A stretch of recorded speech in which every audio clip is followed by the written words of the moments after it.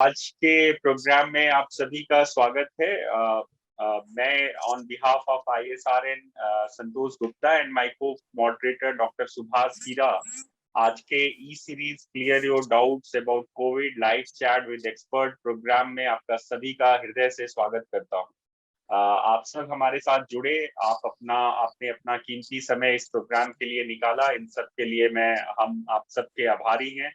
आज के चौथे सेशन में हम जो बात करने जा रहे हैं, जिस टॉपिक पर हम बात करेंगे वो आज का टॉपिक है mental health and coping with कोविड-19। So as you know, in for our E series, we are talking about the COVID-19 typical myths, misconception, and rumor, and we are trying to clear your doubts. So today we have a well-known face, medical practitioner, esteemed panelist with us, senior clinical psychologist, Mr. Naren Kinger.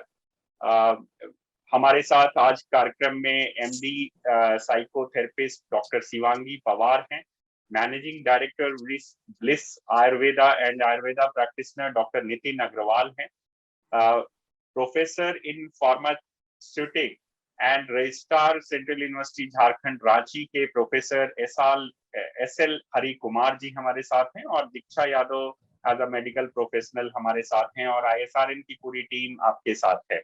मैं थोड़ा सा जल्दी से आपको बताना चाहूंगा कि आज के हमारे कार्यक्रम में, जैसे जो पुराने हमारे प्रतिभागी दर्शक हैं वो जानते हैं कि ISRN का ये प्रोग्राम जो है वो हमारे मीडिया पार्टनर दैनिक भास्कर के साथ हम कर रहे हैं। साथ ही हमारे इस बार कार्यक्रम में सीरीज में central university of Jharkhand as academic partner हमारे साथ एसोसिएटेड हैं, जिनके रजिस्ट्रार हमारे आज के पैनलिस्ट भी हैं। हमारे साथ इस प्रोग्राम में as a programme partner Nagrik Foundation, SDG Chaupal, Jan Lok Kalyan Parishad Jharkhand, Surguja Gramoday Association from Chhattisgarh, Sadbhavna Gramin Vikas Sansthan from Uttar Pradesh and Nalli Foundation from Bihar, ये हमारे साथ प्रोग्राम में क्लोजली एसोसिएटेड हैं, जिनके सहयोग से हम ये प्रोग्राम ऑर्गेनाइज कर पा रहे हैं।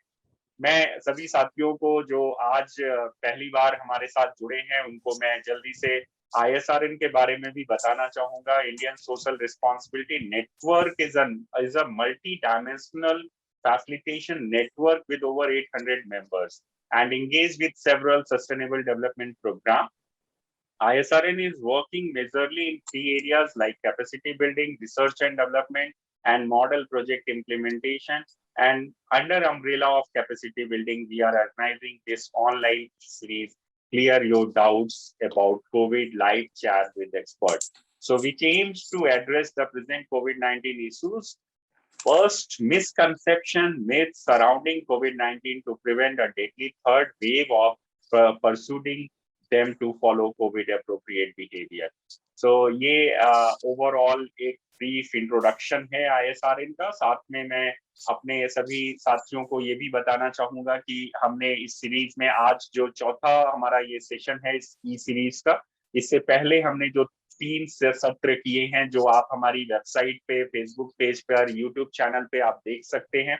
मैं उनके बारे में भी जल्दी से बताना चाहूंगा कि हमारे पिछले जो 3 सत्र रहे वो उनमें से पहला सत्र हमने कोविड-19 ट्रांसमिशन एट होम, जो घर में कैसे कोविड के संक्रमण से, इन्फेक्शन से रोकथाम की जाए, उस पर हमने चर्चा की। सेकंड जो हमारा सेशन था वो vaccination and preparedness for third wave पर आधारित था, जिसमें हमने वैक्सीन कितनी इंपॉर्टेंट है इस पूरे कोविड-19 इन्फेक्शन के लिए, और जो ये संक्रमण है जो स्प्रेड हो रहा है तेजी से, इसको रोकने में वैक्सीन ही एक केवल सोल्यूशन है जो सभी को वैक्सीनेशन करना चाहिए। इस पर हमने बात की, और उससे जुड़े जो सवाल थे उसको भी हमारे जो एक्सपर्ट्स हैं उन्होंने आपके साथ सीधी बात से उनको आंसर करने की कोशिश की। थर्ड सेशन जो हमारा पिछला फ्राइडे को सेशन था, वहां पर हमने impact of covid on lungs पे बात की। फेफड़ों में जो इन्फेक्शन हो रहा है उस पे हमने बात की, और इमरजेंसी ऑफ न्यू डिजीजेस पर भी बात की, जैसे ब्लैक फंगस इन सब इश्यूज पे अभी तक हम पिछले 3 सत्रों में बात कर चुके हैं। इन 3 सत्रों में हमारे साथ 2500 से ज्यादा लोग आप सब हमारे साथ जुड़े रहे लाइवली, और हमारे साथ जो एक्सपर्ट्स थे उनमें से प्रमुख रूप से doctor Anant Pandher, medical director doctor Hedgewar Hospital Aurangabad, doctor Swati Maheshwari, internal medicine specialist, doctor Chandrakant Lahariya जो WHO से एसोसिएटेड रहे, डॉक्टर दीप्ति दोंगानुकर जो गायनोकोलॉजिस्ट हैं वो हमारे साथ रही, और हमारे साथ इस प्रोग्राम में लेफ्टिनेंट जनरल माधुरी कानितकर भी आई, जिन्होंने चाइल्ड जो पीडियाट्रिक्स हैं, जिन्होंने बच्चों के जो थर्ड वेव से जो आने वाला खतरा है उससे भी हमें अवगत कराया। साथ में हमारे साथ डॉक्टर विजय कापसे जो कि एसोसिएट प्रोफेसर पल्मोनरी मेडिसिन के थे, वो हमारे साथ रहे। स्मिता अग्रवाल जी जो कि शिवानंदा योगा लाइफ की डायरेक्टर हैं, वो हमारे साथ रही। उन्होंने योगा के लाइव डेमो देके बहुत सारे टिप्स बताए कि कैसे कोविड-19 में योगा एक इम्पॉर्टेंट रोल प्ले कर सकता है, और हमारे बहुत सारे दर्शकों ने उसको अप्रिशिएट भी किया। हमारे साथ डॉक्टर रवि गौड़ रहे जो पैथोलॉजिस्ट हैं, सीनियर पैथोलॉजिस्ट रहे, और उन्होंने बहुत सारी ब्लैक फंगस को रोकने और इस इन्फेक्शन को स्प्रेड करने में कैसे सहायक हो सकती है, इन सब बातों पे हमें बहुत अच्छी अच्छी बातें बताई। और पूरे प्रोग्राम में अभी तक जो हमारे 3 सेशंस जो हुए हैं उनमें अगर मैं सोशल मीडिया की रीच देखूं तो मोर देन 10,000 लोग अभी तक हमारे साथ सोशल मीडिया पे इस प्रोग्राम को देख चुके हैं और देख रहे हैं। अब मैं ज्यादा समय न लेते हुए मेरे जो को मॉडरेटर हैं डॉक्टर सुभाष हीरा, मैं उनका परिचय करा के उनको इन्वाइट करना चाहूंगा। Doctor Subhash Hira professor of global health at university of Washington से जुड़े हैं। He is an expert in infection disease. Dr. Hira, who trained and worked in US universities, World Bank, WHO, PHFI, and also he is a health advisor of ISRN. Currently, he is a WHO COVID panel.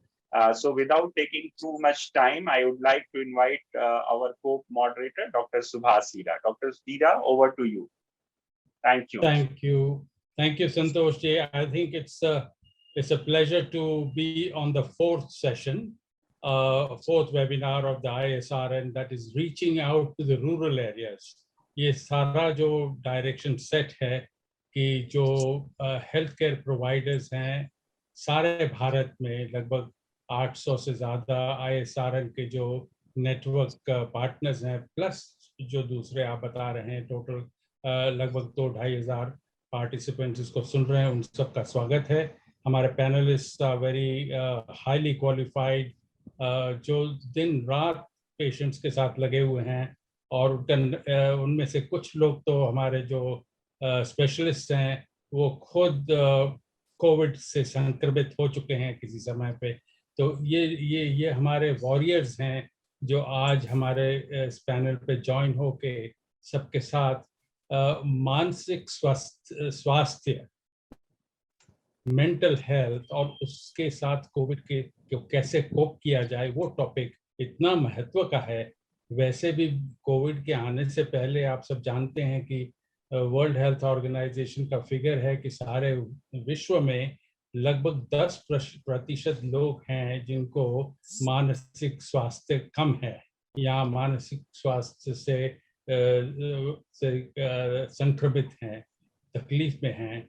अलग अलग तरीके के इसमें ये issues होते हैं। इसमें anxiety related होता है, कुछ सब्सटेंस अब्यूज होता है, कुछ अल्कोहल रिलेटेड मेंटल इलनेसेस होती हैं, फिर उससे ज़्यादा फिर ये भी होता है कि उसमें सुइसाइडल हो कुछ लोग उसमें स्किज़ोफ्रेनिया होता है, जिसको हम एक्चुअली जो एक्सट्रीम एंड कहते हैं, जिसको पागलपन कहा जाता है, वो बहुत ही कम मात्रा में होते हैं। ताकि एक चीज़ क्लियर हो कि किसी को अगर मेंटल हेल्थ के बारे में बात करें तो हमें उसको सीधा पागलपन से उसे एसोसिएट ना करें, बिकॉज वो बहुत ही स्मॉल रिलेटेड हैं। बाकी तो हमारे एक्सपर्ट्स हैं, जैसे अभी हमारे स्पीकर्स बात करेंगे, वो आपको डिफरेंशिएशन बताएंगे कि मोस्ट ऑफ दीज इलनेसेस जो हम मेंटल स्टेटस भी आ रही हैं, और जो कोविड के कारण काफ़ी सीवियर स्टेट में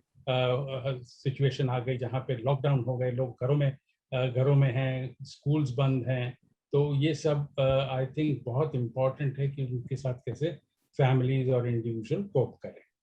हम जानते हैं कि अभी वेव 2 का लेटर पार्ट आ रहा है, जहां भारत में इस समय लगभग 4 लाख लोग रोज के संक्रमित होते थे कोविड से। वो अब जाके 50,000 से भी कम संक्रमित हो रहे हैं। पर उसका मतलब ये नहीं है कि हम इस कोविड के जंजाल से दूर हो गए, ऐसा नहीं है। ये चल रहा है, और चलते चलते फिर कभी इस तरह से दूसरी वेव और जो तीसरी वेव के बारे में भारत सरकार ने बहुत ही स्ट्रिक्ट कदम उठाए हैं और बहुत ही अच्छी तरह से सारा प्लान किया है, ताकि हम फिर से न उस परेशानी में आ जाएं। तो ये अब तीसरी वेव को किस तरह प्रिवेंट किया जाए, तो उसमें हम आज जो मेंटल हेल्थ की बात सुनेंगे सब एक्सपर्ट से, साथ साथ में मेरी आपसे ये गुजारिश रहेगी कि जो बैरियर मेथड्स हैं वो हम ना भूल जाएं साथ में। जो मास्क लगाना है, जो हैंड सैनिटाइजेशन करना है, to make sure that our hands are clean, and the third point is over crowding. किसी भी तरीके से हम उसको अवॉइड करें। We don't crowd over each other. अगर ये सिंपल चीज़ें भी हम साथ में रखेंगे, तो ये जो आज का आप हमारे पैनलिस्ट से सुनेंगे, starting with psychology and then to psychiatry and then to our Ayush group, and then how to handle the youth with mental stress and other situations in the universities and schools. So I think I'll stop the introduction part here and introduce the first panelist, Dr. Narendra Kinger. He's a trained psychologist, and for the last practicing for the last 35 years in Mumbai in different hospitals like the Holy Family Hospital, Bandra, the HN Reliance, the High Tech Hospital in Mumbai. He is founder trustee of NGOs that are also doing a lot of social work in mental health, and he is generally he's done good studies with Harvard University on police people, and has published the largest study of 1,800 Mumbai policemen affected with mental health.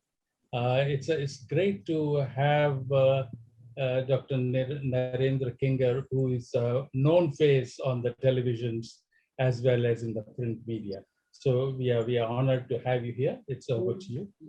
You have 10 minutes, and you can use both Hindi and English so that we can reach हमारे भारत के सभी श्रोताओं को पहुंच पाए.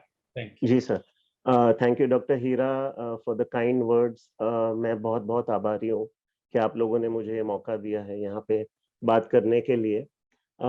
सबसे पहले मैं कहना चाहूँगा कि आपने उस टॉपिक पे टच किया कि भारत में मेंटल हेल्थ के ऊपर इतना ध्यान नहीं दिया जाता है. तो मैं यहाँ कहना चाहूँगा कि कोविड जो कि एक शारीरिक बीमारी है, उसके वजह से बहुत सारे लोगों को इस वक्त और आगे आने वाले समय में मानसिक तनाव, मानसिक चिंता, मानसिक परेशानी वगैरह झेलना पड़ेगा. तो ये वक्त आ गया है कि हम लोग शारीरिक स्वास्थ्य के साथ साथ मानसिक स्वास्थ्य के बारे में भी बात करना शुरू करें. आज से 5 साल पहले WHO ने एक रिसर्च एक स्टैटिस्टिक प्रेजेंट किया था कि भारत में 6 में से 1 लोगों को मानसिक बीमारी या मानसिक परेशानी हो सकती है, जो कि बाद में जाके 1 में से 5. और ये तब हमको 2016 में कोविड के बारे में कुछ पता नहीं था. तो मेरा ये शायद मैं ये कहना चाहूँगा कि ये 1 in 5 जो कहा जा रहा है वो शायद अभी 1 in 3 भी हो सकता है. अब शारीरिक और मानसिक चीज़ों को अलग नहीं किया जा सकता, क्योंकि आपका शरीर और आपकी बुद्धि या आपका ब्रेन एक ही ऑर्गन के अंदर है. दोनों में एक तालमेल रहता है. तो जब हमारी मानसिक चिंता या मानसिक पीड़ा बढ़ती है तो हमारा शारीरिक जो स्वास्थ्य है वो भी विडंबना में आ जाता है. तो कहीं ना कहीं मैं कहना चाहूँगा कि हमें इस वक्त कोविड-19 के साथ साथ हमारे मानसिक स्थिति के ऊपर भी बहुत ज़्यादा ध्यान देना चाहिए. दूसरी बात मैं यहाँ कहना चाहूँगा कि मेंटल हेल्थ में सबसे बड़ी प्रॉब्लम्स जो हमें देखने में आती है वो एंग्जाइटी और डिप्रेशन आता है. तो सबसे पहले जब हमारा सर्वाइवल या जब हमारी जिंदगी पे आंच आने की सिचुएशन बन जाती है तो हमारी एंजाइटी बढ़ जाती है। और ये कोविड-19 ने तो सबको दिखा दिया है कि इंसान की जो स्ट्रेस लेवल है, क्योंकि आपकी सिचुएशन के ऊपर कोई कंट्रोल नहीं रहा है, तो आपकी एंजाइटी लेवल पहले से बहुत ज्यादा बढ़ गई है।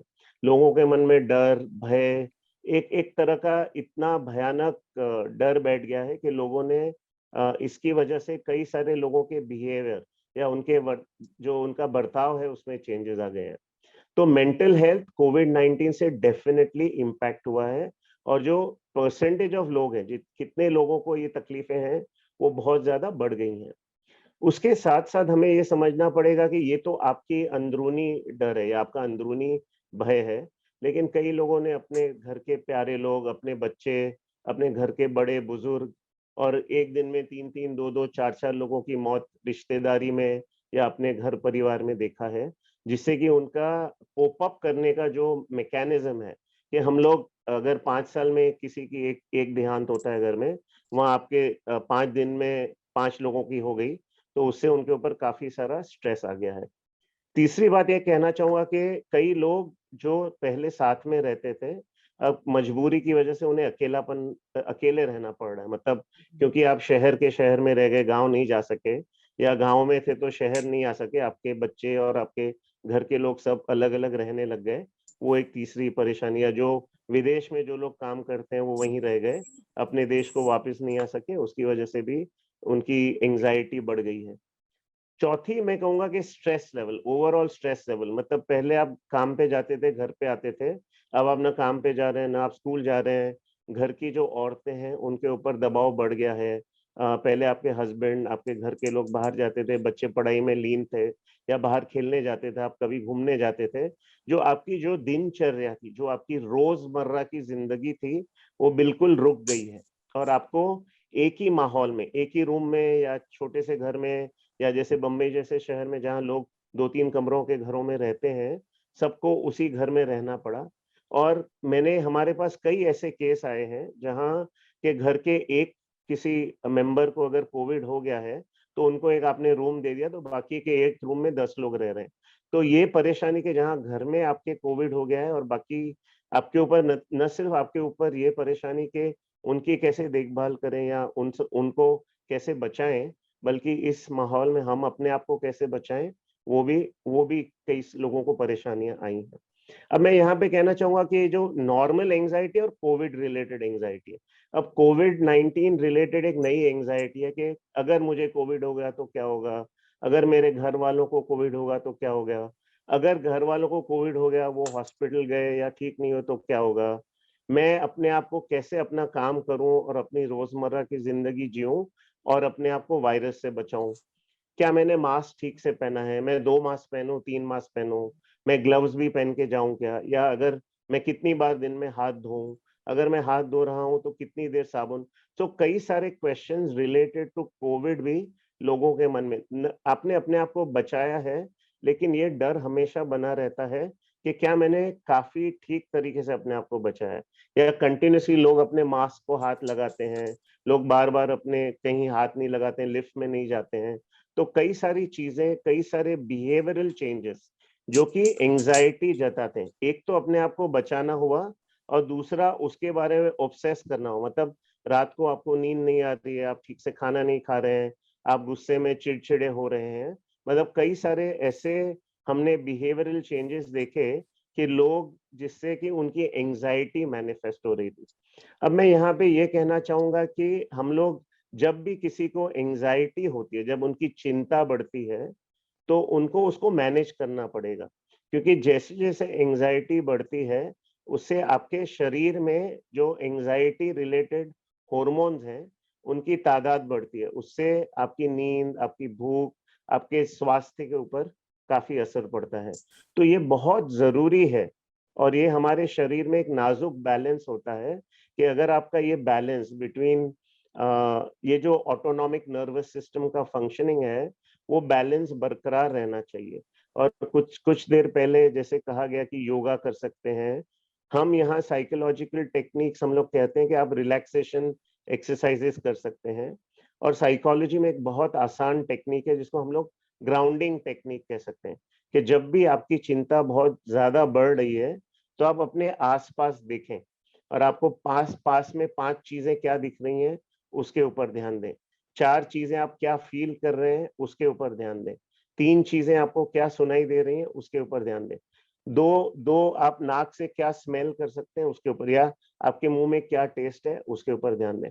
तो कई बार आप जब अपने वर्तमान में आ जाते हैं कि मेरे आसपास में क्या होता है, तो ये जो मानसिक चिंता है, जो मानसिक स्ट्रेस है या एंजाइटी है, वो कम हो जाती है।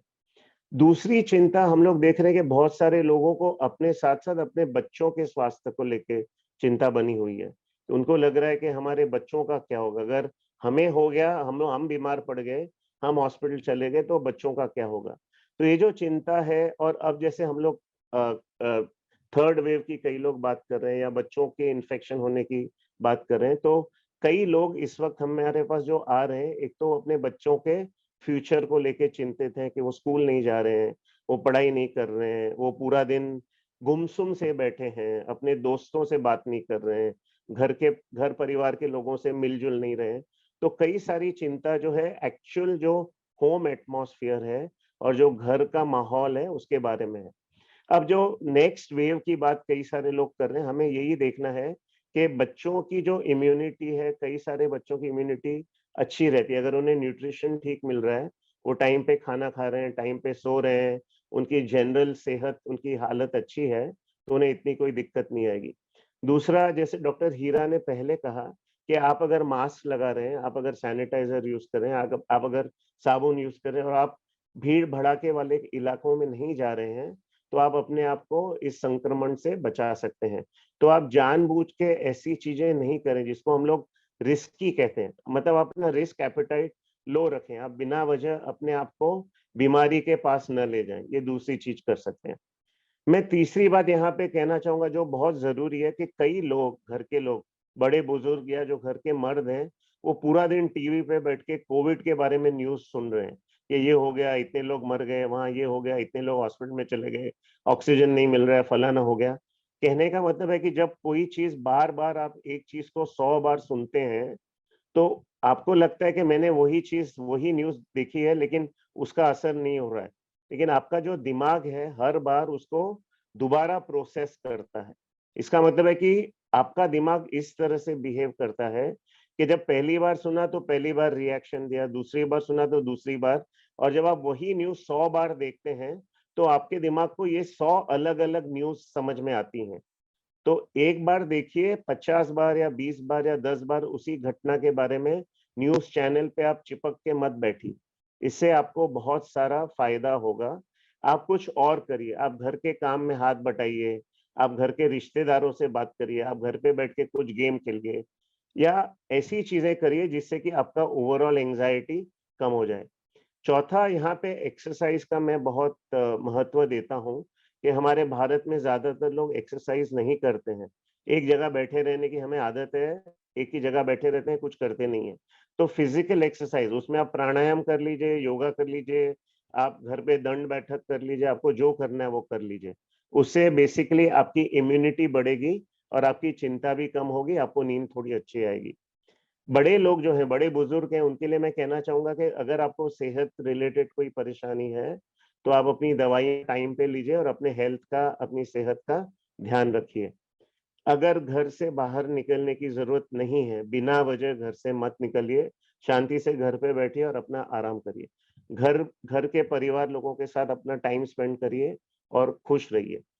मोस्ट इम्पॉर्टेंट, साइकोलॉजिकली स्पीकिंग, मैं यहाँ पे ये कहना चाहूंगा कि जिन लोगों से आपका निजी रिश्ता है, वो आपके दोस्त हों, यार हों, मित्र हों, परिवार के लोग हों, उनसे ज्यादा टच में रहिए, खुशी की बातें करिए, अपना टाइम इस तरह से बिताइए कि उनका हालचाल भी पूछिए और अपना हालचाल उन्हें बताइए। ये पॉजिटिव रहने का टाइम है, जहाँ जितना आप नेगेटिव होंगे उतना आपको ही उसकी तकलीफ होगी, आपकी चिंता बढ़ेगी, आपकी परेशानी बढ़ेगी। तो साइकोलॉजिकली स्पीकिंग मैं यहाँ पे ये कहना चाहूंगा कि आप अपने मानसिक सेहत का ध्यान रखिए, बहुत जरूरी है। और जब भी आपको लगे कि भाई मेरी चिंता बढ़ रही है, मेरी नींद कम हो रही है, मुझे भूख नहीं लग रही है, आप अपने आसपास जो भी मेंटल हेल्थ प्रोफेशनल है, वो चाहे काउंसलर है, वो चाहे साइकियाट्रिस्ट हैं, वो चाहे थेरेपिस्ट हैं या साइकोलॉजिस्ट हैं, या आपके बाजू में अगर कहीं हॉस्पिटल है जहाँ पे आप जाके किसी से कंसल्ट कर सकते हैं, उनको कंसल्ट करिए। सबसे जरूरी बात यह है कि आज हम लोग ये जूम पे कर रहे हैं, अब हम लोग ये वेबिनार कर रहे हैं, मैं बम्बई में बैठा हूँ, पता नहीं कहाँ के लोगों से बात कर रहा हूँ, तो आप वीडियो कॉल करके भी लोगों से, डॉक्टरों से अपनी राय परामर्श कर सकते हैं और अपनी सेहत का ध्यान रख सकते हैं। Thank you.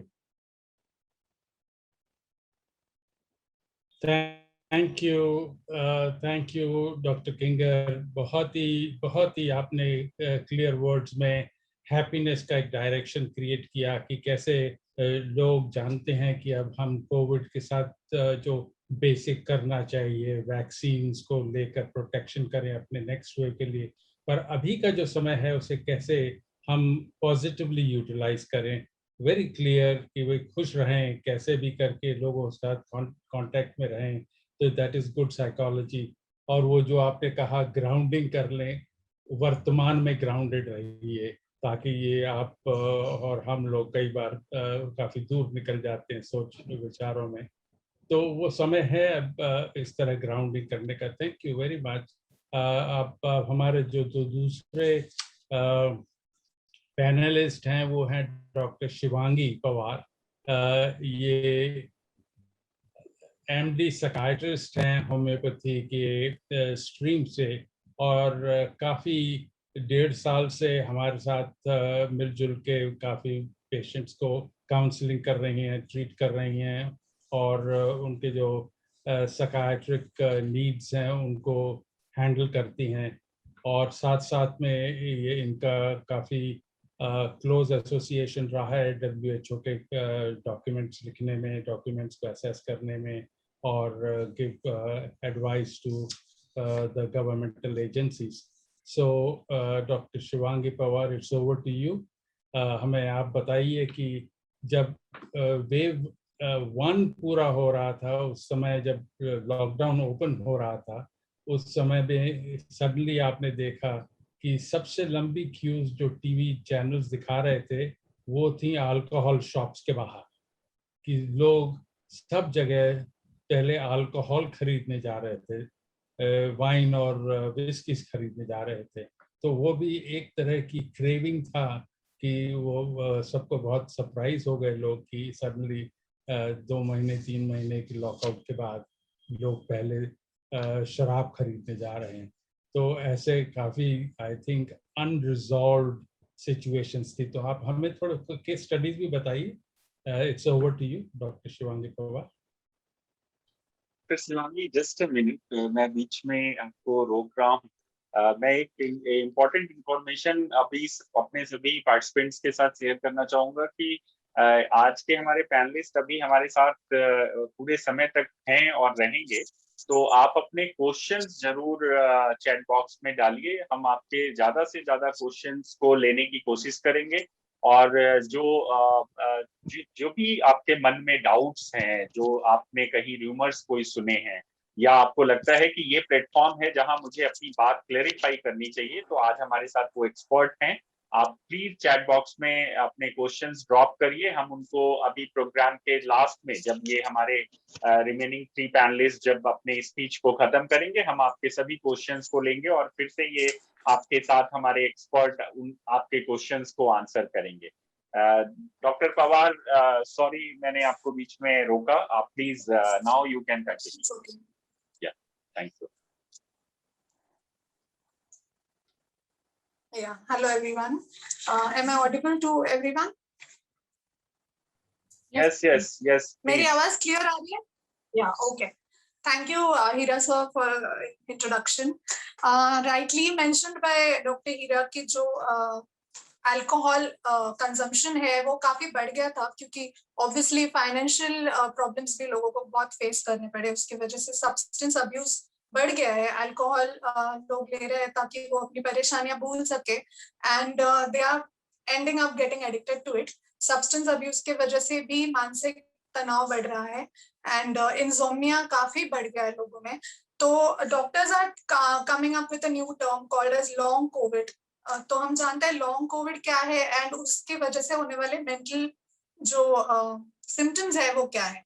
तो अगर आपका कोविड नेगेटिव आने के बाद, आरटीपीसीआर नेगेटिव आने के बाद भी काफी लंबे समय तक अगर आपको सिम्टम्स आ रहे हैं कोविड के मोर देन 12 वीक्स, या आपको मेंटल स्लगिशनेस लग रहा है, एंजाइटी लग रहा है, तो ये लॉन्ग कोविड पेशेंट्स में कॉमनली पाया गया है। तो हमारे पास पेशेंट्स जब आते हैं तो they are experiencing brain fog, they experiencing anxiety, depression, insomnia is very common in all the above patients. So mostly जो पेशेंट्स हॉस्पिटलाइज थे लॉन्गर टाइम के लिए या जिनको स्टेरॉइड्स दिए गए थे या जो आईसीयू में थे, उनमें ज्यादा सिम्टम्स देखे गए हैं मेंटल डिस्टर्बेंस के। जो कोविड है, काफी रिसर्च में ऐसे लिखा गया है कि कोविड की वजह से there are disturbances in the hormones in your body, like the happiness hormones, serotonin, dopamine, which make you feel good. There is a disturbance in the level of the hormones due to corticosteroids which are prescribed during the treatment. So because of that disturbance, patients are bound to feel mentally sluggish, mentally low, and there is anxiety and fidgetity, and iske liye it is necessary that you seek out for a professional help. किसी psychologist या psychiatrist के पास जाके इसका इलाज सही तरीके से इलाज कर सकते हैं। न्यूट्रिशनल साइकेट्री एक ऐसा सब्जेक्ट है जिसके बारे में इंडिया में अवेयरनेस नहीं है ज्यादा। I would like to stress upon that कि अगर आप दवाइयाँ खा के जो साइड इफेक्ट्स हो रहे हैं उनको प्रिवेंट करना चाहते हैं, आप फिजिकली भी जल्दी कोविड से रिकवर करना चाहते हैं, या मेंटल आपको सिम्टम्स बहुत आ रहे हैं, डिप्रेशन आ रहे हैं, तो आप न्यूट्रिशन से काफी खुद को सपोर्ट दे सकते हैं। बहुत बार ऐसे देखा गया कि आपके शरीर में अगर कोई चीज you're nutritionally deficient, then obviously your mind will not be able to function normally.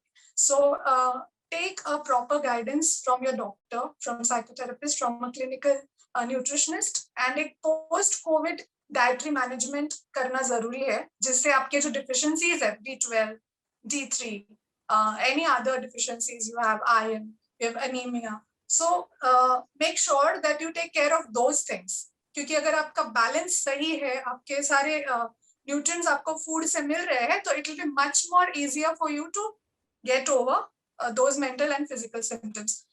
Along with yes, behavioral therapies आप कर सकते हैं, counseling लेना is always helpful. जैसे अभी सर ने कहा कि online therapies are available, online counselors are there, they can give you counseling sessions. Avoiding news is a very important thing. काफी news में fear mongering भी होती है, so you rely on the sources which are genuine, government sources or WHO के जो websites हैं, just rely on the authorized sources instead of अगर आप WhatsApp या Facebook पे हर आने वाली खबर को देख के अगर आप टेंशन में आ रहे हैं तो avoid that, क्योंकि उससे काफी आपकी मेंटल फिजिडिटी जो है, जो एंजाइटी है, वो बढ़ सकती है उसके चलते।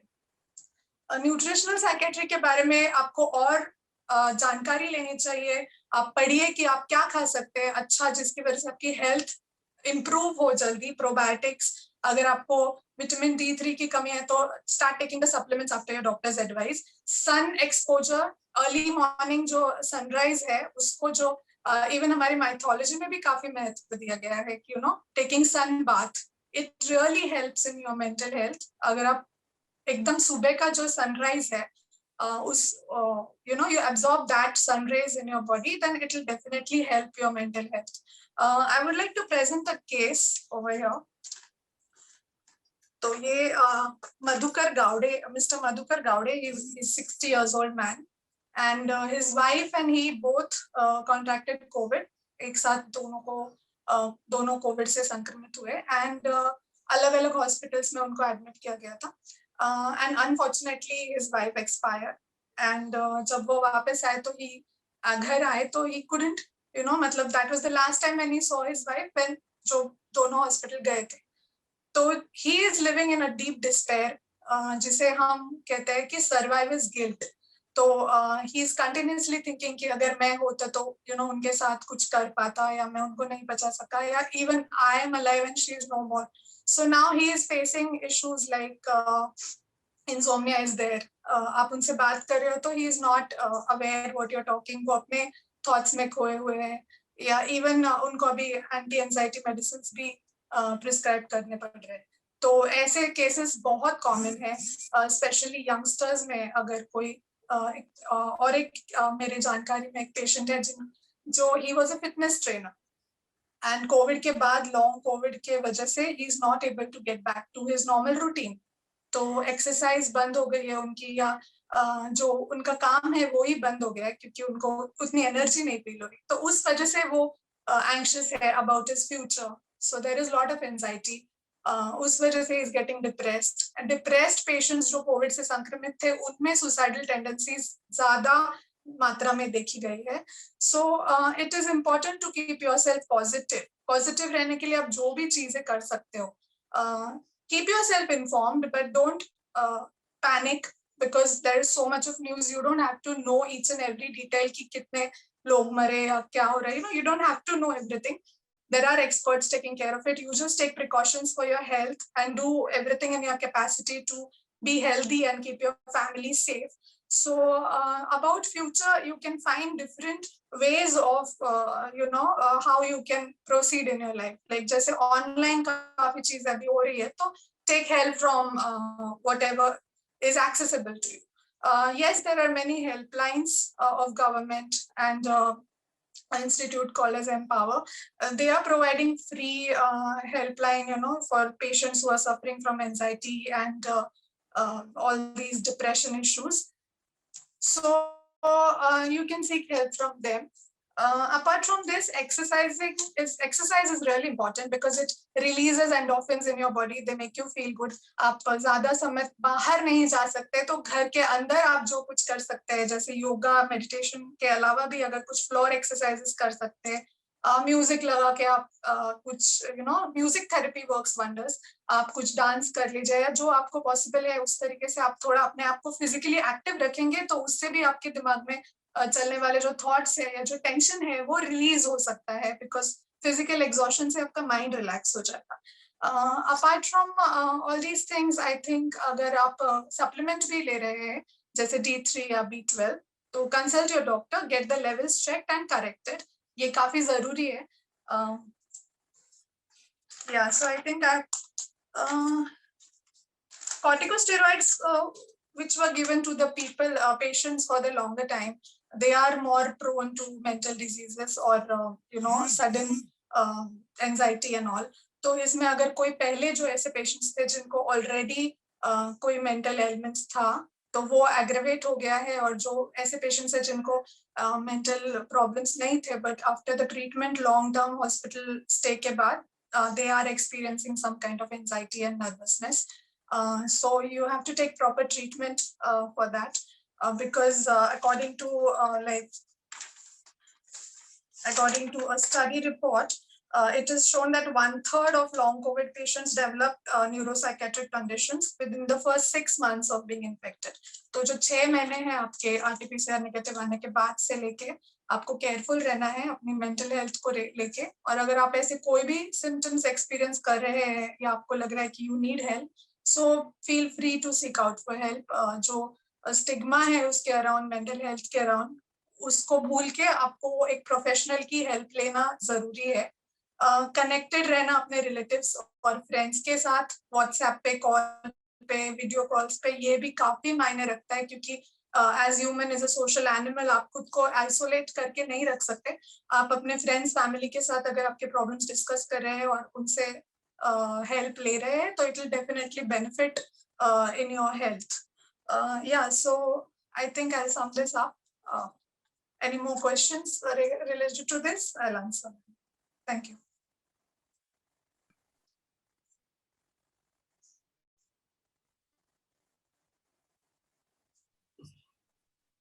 Thank you, I think Dr. I lost Shivangi. the connection. Thank you, Dr. Yeah. Shivangi. Thank you, sir.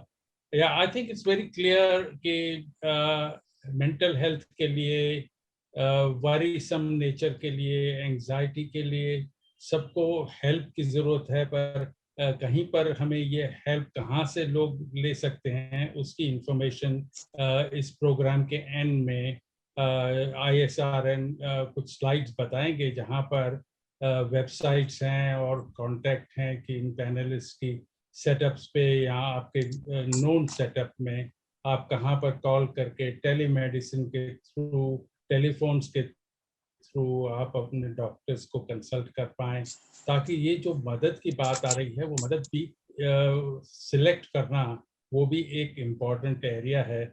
और आप अपने एक्सपर्ट्स को बाद में फ़ोन करके पूछ सकते हैं कि कहाँ पे उनको मदद मिलेगी। आप भारत में कहीं पर भी हों, अब अच्छी कनेक्शंस हैं इंटरनेट कनेक्शन से, तो आप ये देखिए कि it is only a phone call away जहाँ पर आप अपने मानसिक परेशानियों को दूर करने का एक जरिया बना सकते हैं।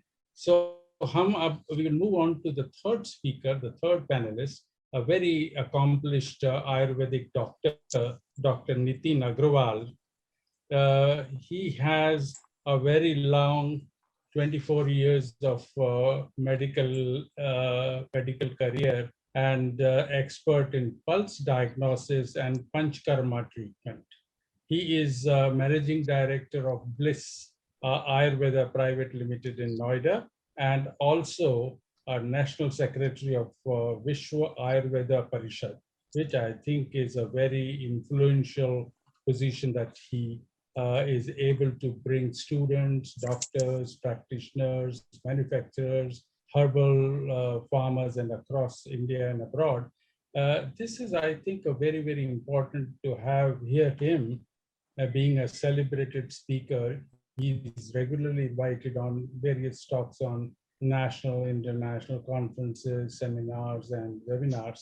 So, Dr. Nitin Agrawal, you'll engage the audience की अब आप ये बताइए कि हमारे जो आयुष का जो इंटीग्रेशन है और आयुष की जो स्ट्रेंथ्स हैं आयुष की, वो कैसे हम कोविड में ला पाए हैं, काफ़ी हद तक चीज़ें इंटीग्रेट हुई हैं, और उसके साथ साथ आपका एक्सपीरियंस कि major role of AYUSH, Ayurveda, homeopathy, Siddha वगैरह, इन सब का आप next 10 minutes Hindi and English mix करके यू आर इनवाइटेड ऑन.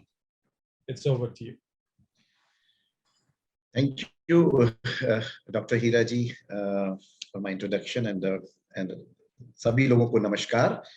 हमारे जितने भी ICRN के जो लोग दर्शक हैं, जो कि हमारे इस बड़े अच्छे एक विचारों को अपने अलग अलग एक्सपर्ट्स के सुन रहे हैं, मैं निश्चित रूप से आयुर्वेद का चिकित्सक होने के नाते उसी का पर्सपेक्टिव आज आप लोगों के सामने रखूंगा.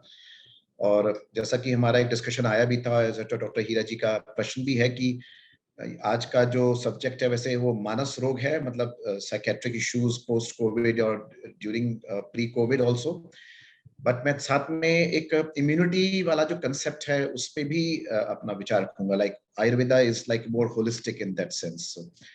तो उसमें जो आयुर्वेदा कंसेप्ट ये है कि उसमें जो इम्यूनिटी की जो डेफिनेशन है, I would like to define it because that's also correlated with neurohormonal physiology.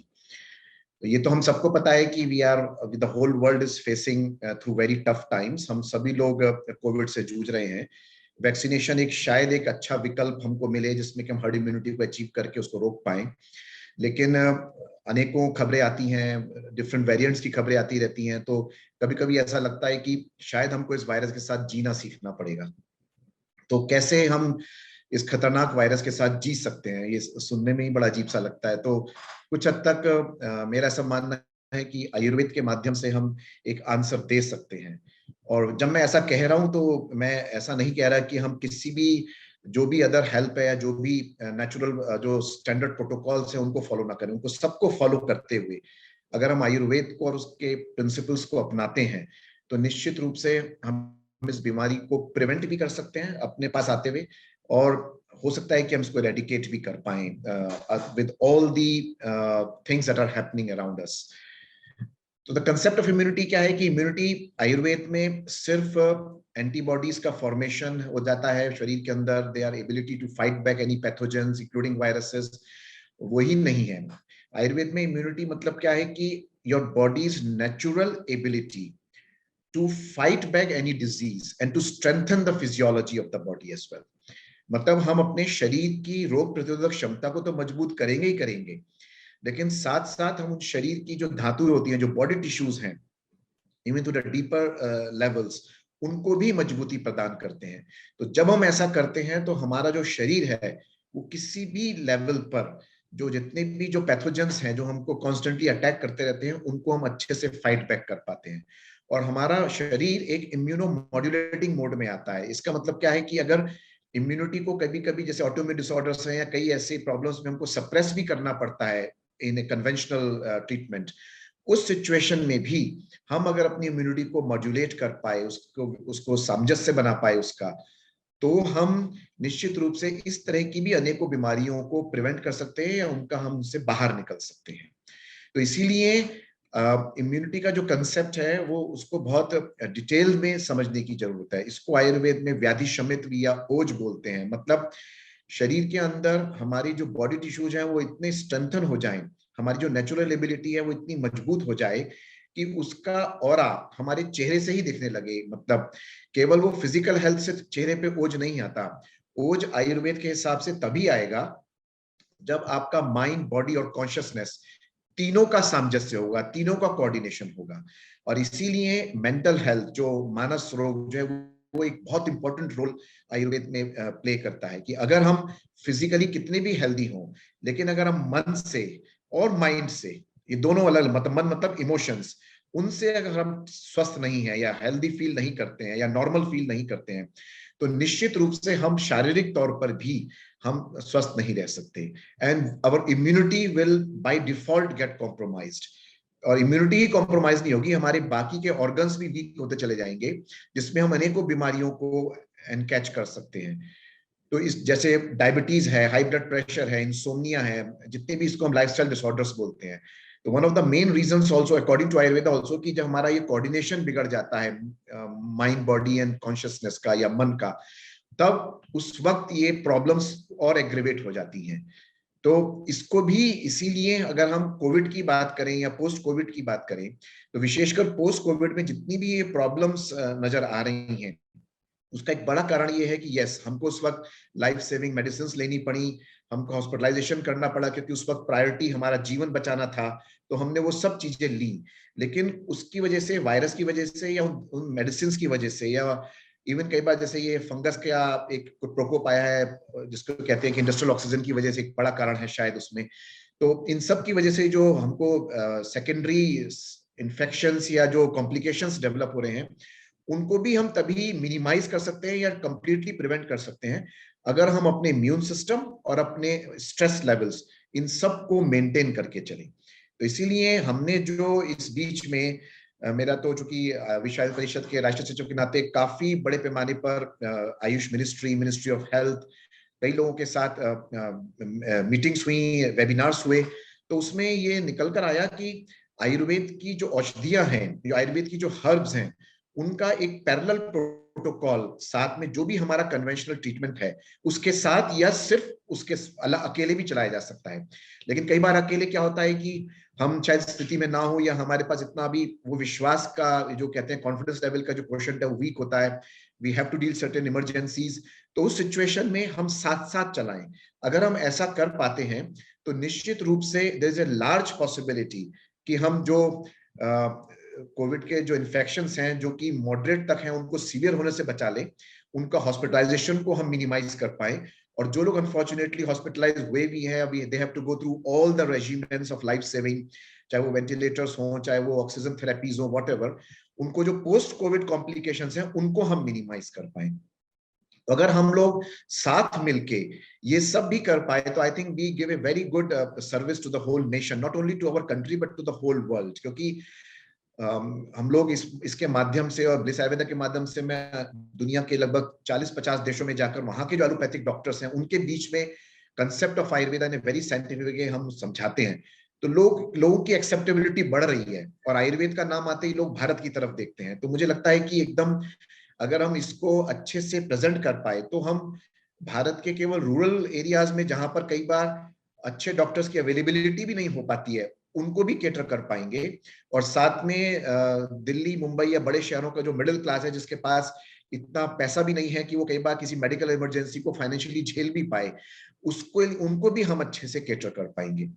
तो if I just come to certain points की जो हमने पाया कि कई बार एक पूरे एक साल के अंदर एक ऐसा कई बार माहौल ही बना कि सिर्फ काढ़ा पीने से ही आयुर्वेद सिमट के रह गया, ऐसा नहीं है। यस, वो जो काढ़ा था, there were a combination of certain herbs and spices जिसके अंदर इम्यूनोमॉड्यूलेटिंग और डाइजेस्टिव हर्ब्स मौजूद थी।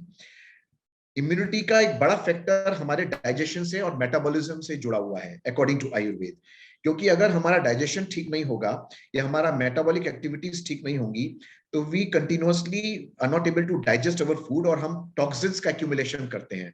और जब हम टॉक्सिन्स का एक्यूमुलेशन करते हैं तो these toxins block the channels of energy and nutrition to the deeper tissues. तो जब वो ब्लॉक हो जाता है तो निश्चित रूप से जो टिश्यूज हैं, जो सेल्स हैं, वो वीक हो जाएंगी and that's why we compromise our immune system.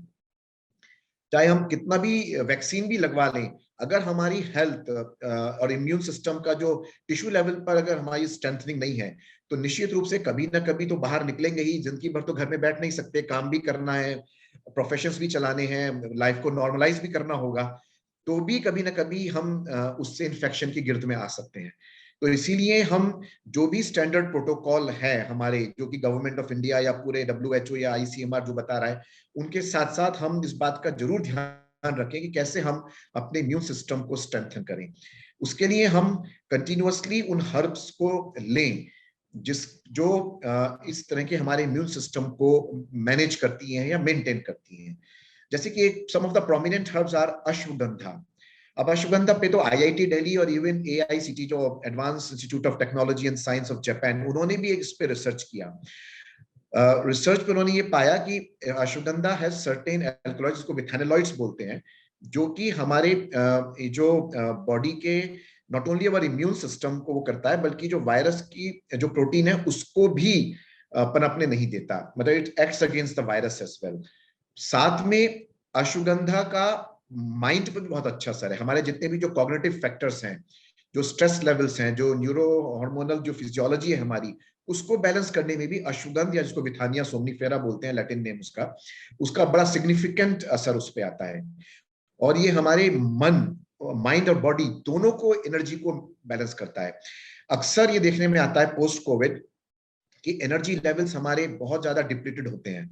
जो ज्यादातर पेशेंट्स एनर्जी लेवल्स का डिप्लीशन रिपोर्ट करते हैं and sometimes it continues for months. तो अगर हम अश्वगंध, मोरिंगा, शिलाजीत, इस तरह की जो हर्ब्स का अगर हम कंटिन्यूअस यूज करें, of course we should talk to a proper Ayurvedic doctor, और नहीं भी है तो भी ये कॉमन हर्ब्स हैं जिनको अगर हम अच्छे से एक प्रॉपर का कंजम्पशन, एनर्जी लेवल्स को इंप्रूवमेंट मतलब यही है कि हमारे जो बॉडी टिश्यूज हैं, हमारी जो इंट्रासेलुलर एनर्जी जो फ्लो होना चाहिए था न्यूट्रिशन का, जिसको हम आयुर्वेद में स्रोतस बोलते हैं, अगर जब वो क्लीन हो जाते हैं टॉक्सिन से तो निश्चित रूप से हमारे एनर्जी लेवल्स बढ़ेंगे। हमारा माइंड, हमारा बॉडी का कोऑर्डिनेशन अगर बढ़ जाएगा तो हमारी मेंटल एनर्जी जब इंप्रूव कर जाएगी तो भी हमारे एनर्जी लेवल्स इंप्रूव कर जाएंगे and we are able to work normally. Brahmi, bacopa monnieri एक प्रोमिनेंट हर्ब है आयुर्वेद में, जिसको मानस रोगों में, मेंटल हेल्थ में देते हैं। इसमें बैकोसाइड नाम का एक अल्कोलॉइड पाया जाता है, जो कि it is a very well research. अगर आप गूगल करेंगे तो यू विल फाइंड कि Brahmi, bacopa monnieri is one of the very powerful herbs for all cognitive factors, चाहे वो इवन मेमोरी हो, focus, concentration, anxiety, panic attacks, इन तमाम चीजों में इसका असर आता है। And it is also mood uplifting, कि अगर आपका किसी तरह से लो मूड्स में है, आप डिप्रेस्ड फील कर रहे हैं, which may lead you to a clinical depression or suicidal tendencies, so that also can be taken care by some of these herbs. Brahmi, Shankhpushpi, ashwagandha और टर्मिनालिया अर्जुना, अर्जुन जिसको कि हार्ट के लिए एक डी हर्ब बोला जाता है आयुर्वेद में, अगर इसका हम एक कॉम्बिनेशन लेते हैं तो निश्चित रूप से हम इस अपनी पूरी जो मेंटल हेल्थ है, जिसको हम साइकोसोमैटिक डिसऑर्डर्स भी बोलते हैं कई बार, उस सब को एड्रेस कर पाएंगे। Now of course I am not talking very deep medically, उसके लिए तो आपको किसी अच्छे आयुर्वेदिक डॉक्टर को कंसल्ट करना चाहिए, but I am talking general, क्योंकि हमारे ऑडियंस को आसानी से समझ में आ जाए ये सब चीजें। तो निश्चित रूप से हम इसको अचीव कर सकते हैं। और मेरा तो अपना खुद का पर्सनल एक एक्सपीरियंस है कि जिसमें हमने ये कोविड की जब सेकेंड वेव आई तो वी ऑलमोस्ट 486 रिपोर्टेड पेशेंट्स को हमने आयुर्वेदिक ये जो मेडिसिन थी वो साथ में दी। Yes, some of them took only Ayurvedic medicine. Some of them followed the allopathic protocol also, because we didn't oppose that, because it was important if they feel like doing it. So, लेकिन हमने 90% लोगों का hospitalisation ऐसा बच गया, और 10% लोगों का हुआ या उन्होंने रिपोर्ट बैक नहीं किया, दैट्स बोथ पॉसिबिलिटी. बट अगर हम एक बड़ी संभावना उसमें ढूंढ लेते हैं, तो मुझे लगता है कि जैसे मैंने पहले भी बोला कि हम एक सर्टेन क्लास, जिसके पास कई बार सीरियस डिसऑर्डर्स को या लॉन्ग हॉस्पिटलाइजेशन को अफोर्ड करने की क्षमता नहीं है भारत के अंदर, विशेषकर हमारे जैसे देश के अंदर, वहां पर हम एक बड़ी हेल्प उनको दे सकते हैं. Certain other herbs of prominent others of Ayurveda, जो कि जैसे गिलोय है, टीनोस्पोरा कॉर्डिफोलिया, बड़ा प्रचलित नाम चला इस बीच में, काढ़े की one of the main herbs थी, लेकिन हम उसका भी उपयोग करें, लेकिन उसका दुरुपयोग ना करें. कई बार क्या होता है कि लोग उसकी ओवरडोजेस में चले जाते हैं कई बार, और उसकी एक बिल्कुल उसकी जो एकदम फ्रेश लीव्स हैं या उसकी स्टेम्स है उसको ले लेते हैं, उसमें उसका इफेक्ट नहीं होता. उसकी जो पुरानी स्टेम होती है, जो कि पक चुकी होती है, उसी के अंदर ही वो अल्कोलॉइड्स तत्व पाए जाते हैं, जो कि हमारे इम्यूनिटी को मॉड्यूलेट करते हैं. घर के अंदर त्रिकटु, जैसे कि सौंठ, पिपली और black pepper, long paper, black pepper and dry ginger, ये भी बड़ी कॉमन हर्ब्स हैं, जिसको हम बड़ी आसानी से अगर हम उनका सेवन करते हैं तो निश्चित रूप से हमको इसका लाभ मिलता है. तुलसी को इसलिए हमने देवी का दर्जा दिया, इसलिए नहीं दिया कि उसमें हमने कोई देवी का स्वरूप देखा. मुझे लगता है कि हमारी माइथोलॉजी में इसलिए उसको बोला गया क्योंकि it's a plant with lots of medicinal virtues, जो कि इम्यूनिटी इज वन वर्च्यू, जो कि हर घर में अगर हम उसको सजाएंगे और उसको जल देंगे तो in all seasons it can grow, and it is very easily and available for anyone to use tulsi in food, in soup, making vegetables, in chai, जो भी आप पीते हैं उसके अंदर आप उसका सेवन कर सकते हैं. Same as kurkuma, haldi, turmeric. It's a virtue herb. It's anti-inflammatory, anti-allergic, antioxidant, and even anti-cancerous. लेकिन उसकी क्वालिटी में हमें बहुत ध्यान देने की जरूरत है. इन तमाम हर्ब्स की अगर क्वालिटी एस्पेक्ट नहीं है, अगर उसके अंदर कुर्क्यूमिन या कुर्क्यूमिनॉइड्स की मात्रा बहुत कम है या है ही नहीं, और या मिलावट है, तो आप कितनी हल्दी खा लीजिए, आपको कुछ होने वाला नहीं है. तो इसीलिए हम इन सब चीजों का अगर हम एक प्रॉपर तरीके से इसको कर पाते हैं, तो निश्चित रूप से आयुर्वेद के माध्यम से हम इम्यूनिटी को भी मॉड्यूलेट करेंगे, इस तरह की बड़ी बीमारियों की रोकथाम में हमें मदद मिलेगी, हम इसके साथ जी पाएंगे अपनी नॉर्मल लाइफ को, हम अपने मानस रोगों को भी कंट्रोल कर पाएंगे, और एक अच्छे तरीके से हम अपनी life and livelihood both can be taken care of.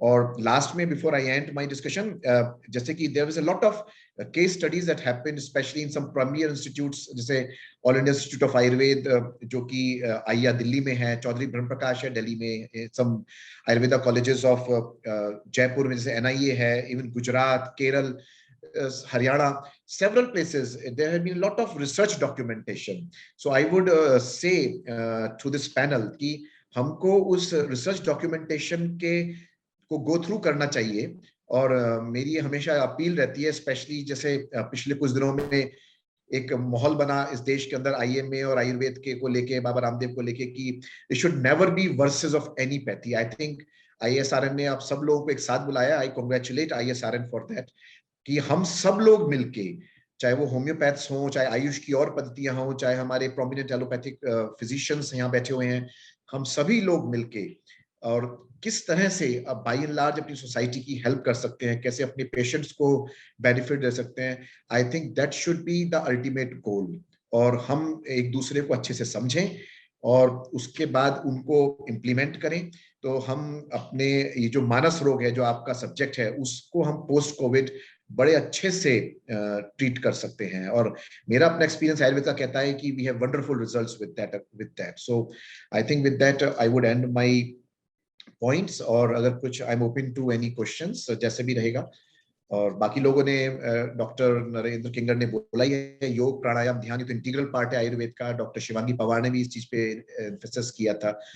तो of course these are therapies which are integral part of any Ayurveda treatment और रिकमेंडेशन. सो अगर हम इन सबको फॉलो करेंगे, so we are able to overcome pre-COVID, during COVID and post-COVID, all the aspects, if we unfortunately get through that. So namaskar and thank you so much. Thank you, Dr. Agrawal. बहुत ही आपने 4 site वाला lecture talk दिया है। जैसे कि आपने कहा है कि सब पैथी साथ में मिलकर इतनी बड़े पेंडेमिक को एड्रेस करें। आई थिंक ये एक प्लेटफॉर्म है जो कि हम भी काफ़ी समय से डिस्कस कर रहे हैं ISRN में ही, कि किस तरह से सब पैथीज को मिलाकर इस बड़े कोविड के जो चैलेंज है इस समय related to multiple different diseases and conditions that people are suffering, not only the urban areas but rural, because 60% of India is still rural.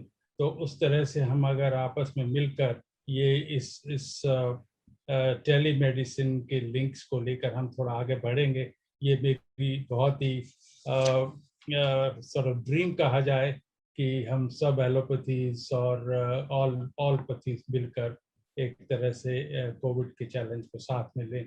हमारे लास्ट स्पीकर हैं प्रोफेसर हरि कुमार। यह रजिस्ट्रार हैं central university of Jharkhand Ranchi से। काफ़ी accomplished इनका career रहा है, 22 साल के टीचिंग एक्सपीरियंस के साथ।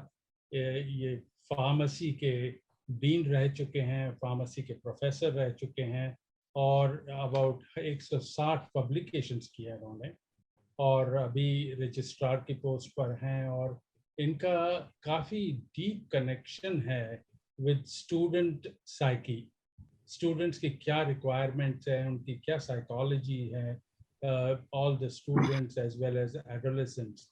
और इसीलिए we are very fortunate that we are able to have him. He is owning several patents that he has applied for, and he's participated in several national, international, and various research programs, including the ophthalmic drug delivery, and is recognized for pharma research. So, Professor Hari Kumar, we are very fortunate to have you. Please, it's over to you, addressing the mental health of students who are actually disproportionately affected by COVID. And you are the custodian of young students, the PhD students, and you know exactly what they're going through and how we should be all looking at it to address it. Over to you. Thank you, sir. Very good afternoon. To all the panelists, and thanks for ISRN who gave this opportunity. बहुत बढ़िया अवसर है हमारे लिए सभी panelist पे मिलकर in academic front, in pharmaceutical front. I can speak, make awareness. Main idea of this live chat is clear about COVID with experts, clear your doubts. So I will start with the golden words हमारा बीच में last 18 months में घूम रहा है. Wear masks, social distancing yourself, and avoid crowds. These three are the best vaccines everyone know to avoid, to prevent the disease. Yes. Medical में एक कहावत है, prevention is better than cure.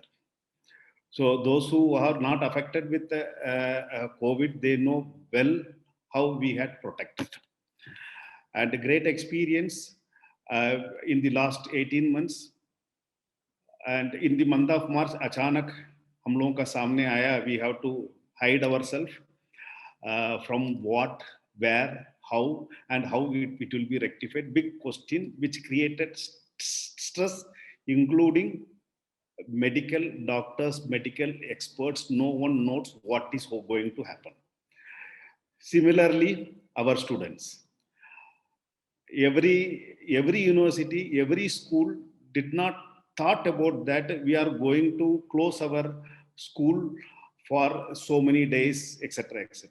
Initially, the students got some free time and they enjoyed, and after that they come under stress when the time of academics come to an end. Academics is a time-bound program.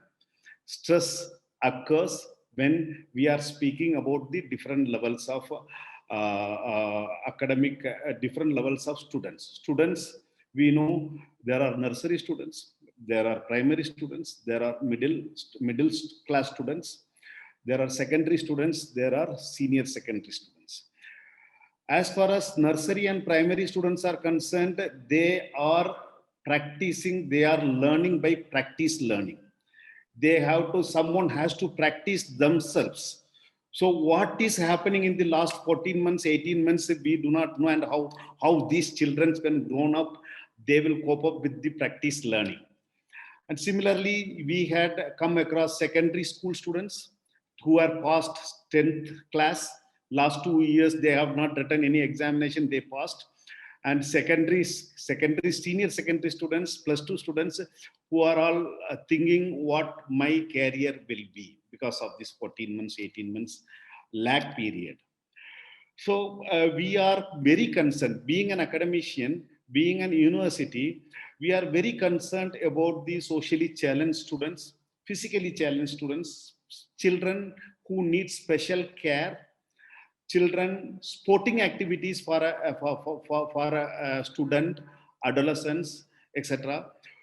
When they miss these things, how they are going to cope up with in future.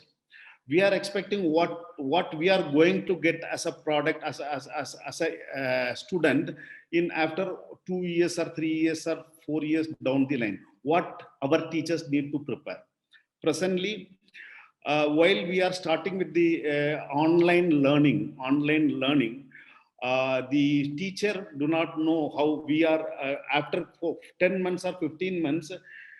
We as a experts very clearly know how to speak in the online mode. The teachers, in order to explain to the students, they face larger difficulty because our environment, our medium of instruction is face to face. Our medium of instruction is eye contact. When I am teaching, I have to see each and every student's face and eyes. Therefore, I can get a communication that they understood the basic theory of what I taught on that classroom. Now, what is happening where I can get the eye contact, the confidence given by the teacher? It is totally missing. So the physical classroom teaching, when it is going to happen, when I am analyzing the whole world, who has lost, the major loss is in academics. The major loss since March 24th, we have not come into the line. We have not taken any classes physically. So teachers, research, and student, their placements, their training, their physical training, all the things are getting lost. The student stress is increased because what is their future in those who are in the senior stage, or they are expecting the job or something else. So these are all the various things which an academic university, an academic institution, a school is facing today, and the time is the only answer what we are getting. Now I'm coming to I was searching for these various myths given in the variants in COVID. Variants is coming up and third wave is coming up, so children's will be affecting more. So what is behind in this?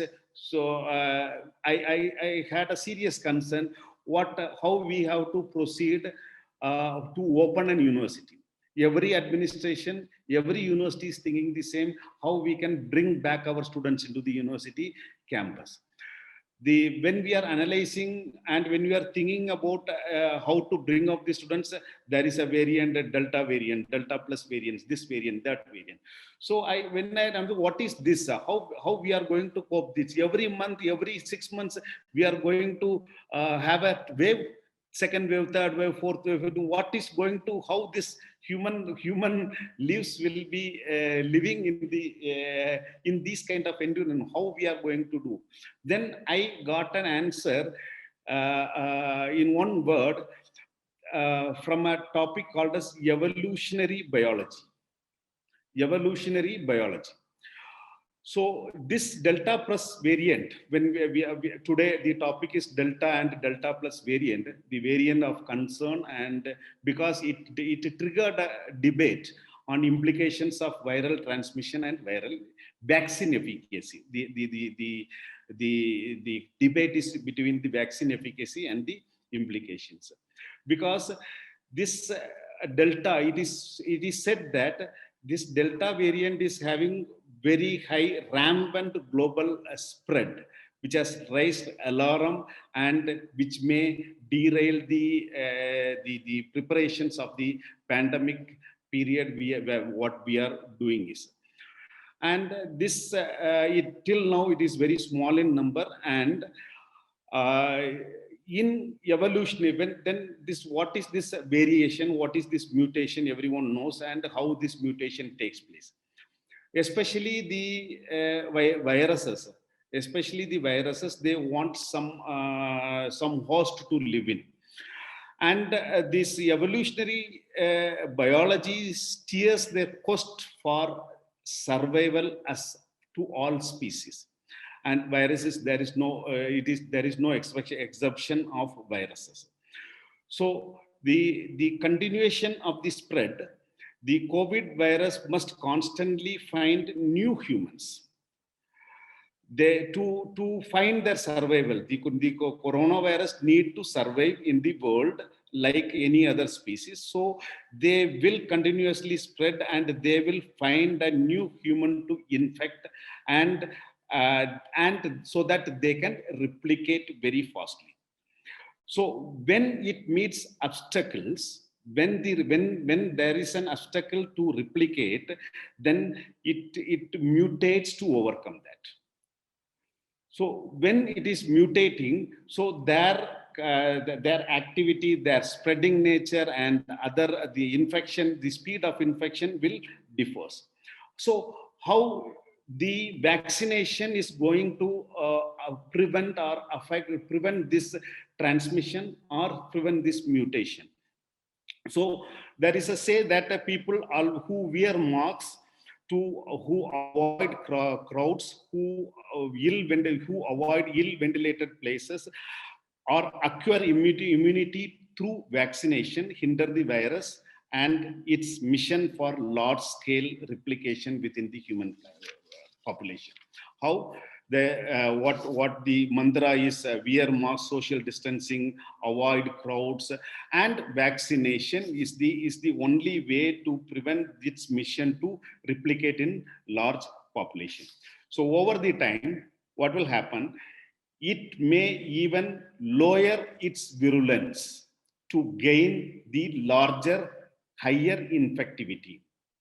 If humans limit scope of easy transmission, if we limit the scope for the virus to limit the transmission, so it may change its mutation to a lower virulence. If it is lower virulence, we will not get infected, or the infection level will be much lesser. So evolutionary biology limited host only at the risk of its own extinction by adopting COVID appropriate behaviors like wearing masks, social distancing, and avoid crowds, and vaccinating large numbers. We should continue to exert evolutionary pressure. We should continuously exert evolutionary pressure on the virus, forcing it to mutate further to increase its infectivity, but become weaker in its pathogenic power. So this is the theory and practical what evolutionary biology says. When the virus is mutated with higher virulences, when the virus is getting new host, new human beings to infect, and they show their virulence. When we prevent that, then if it is not getting the host to transmit, they try to lower its virulence, they try to communicate, they transmit very slowly. So that is the way, that is way the experts are saying that always avoid crowds, social distancing yourself, and wear mask and vaccinate.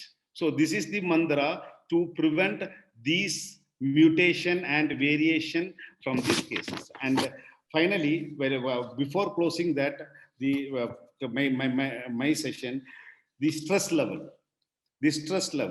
So stress is something which is created by the environment, created by the situations. And always a person used to have a question that how can I avoid feeling of joy in my success in life, or not feel the pain of losing dear family members during the pandemic. This is always a question, common question, which can relate to this. The experience of happiness and unhappiness would be different in both cases. The happiness and the unhappiness का जो experience है वो दोनों cases में differ होती है. There are 5 reasons why we should neither hang on to pleasant situation nor avoid unpleasant ones. We cannot avoid pleasant situation, we cannot avoid unpleasant situation. So there are 5 reasons. The first, life is fully under anyone's control. Life is never fully under anyone's control. We must believe in that. Life is never fully under anyone's control. It keeps throwing surprises to everyone. In spite of our aversion to them, extreme heat and extreme cold, as part of our nature cycle, and day and night, as well as light and darkness. It is the nature. It is totally a nature. Dr. Hari Kumar, we are running short of time yes, sir. For the question and answers. One minute. Yes. Second, we must understand the non-prominent nature of each experience. We have a lot of happy and sad experiences in our life. As the saying goes, no king laughs always, and no beggar wails always. Third, if we are able to see the other side of the experience with a discriminating mind, we will not able to be too elated or depressed in moments of happiness and unhappiness. Acquiring a lot of wealth and position may also make us arrogant.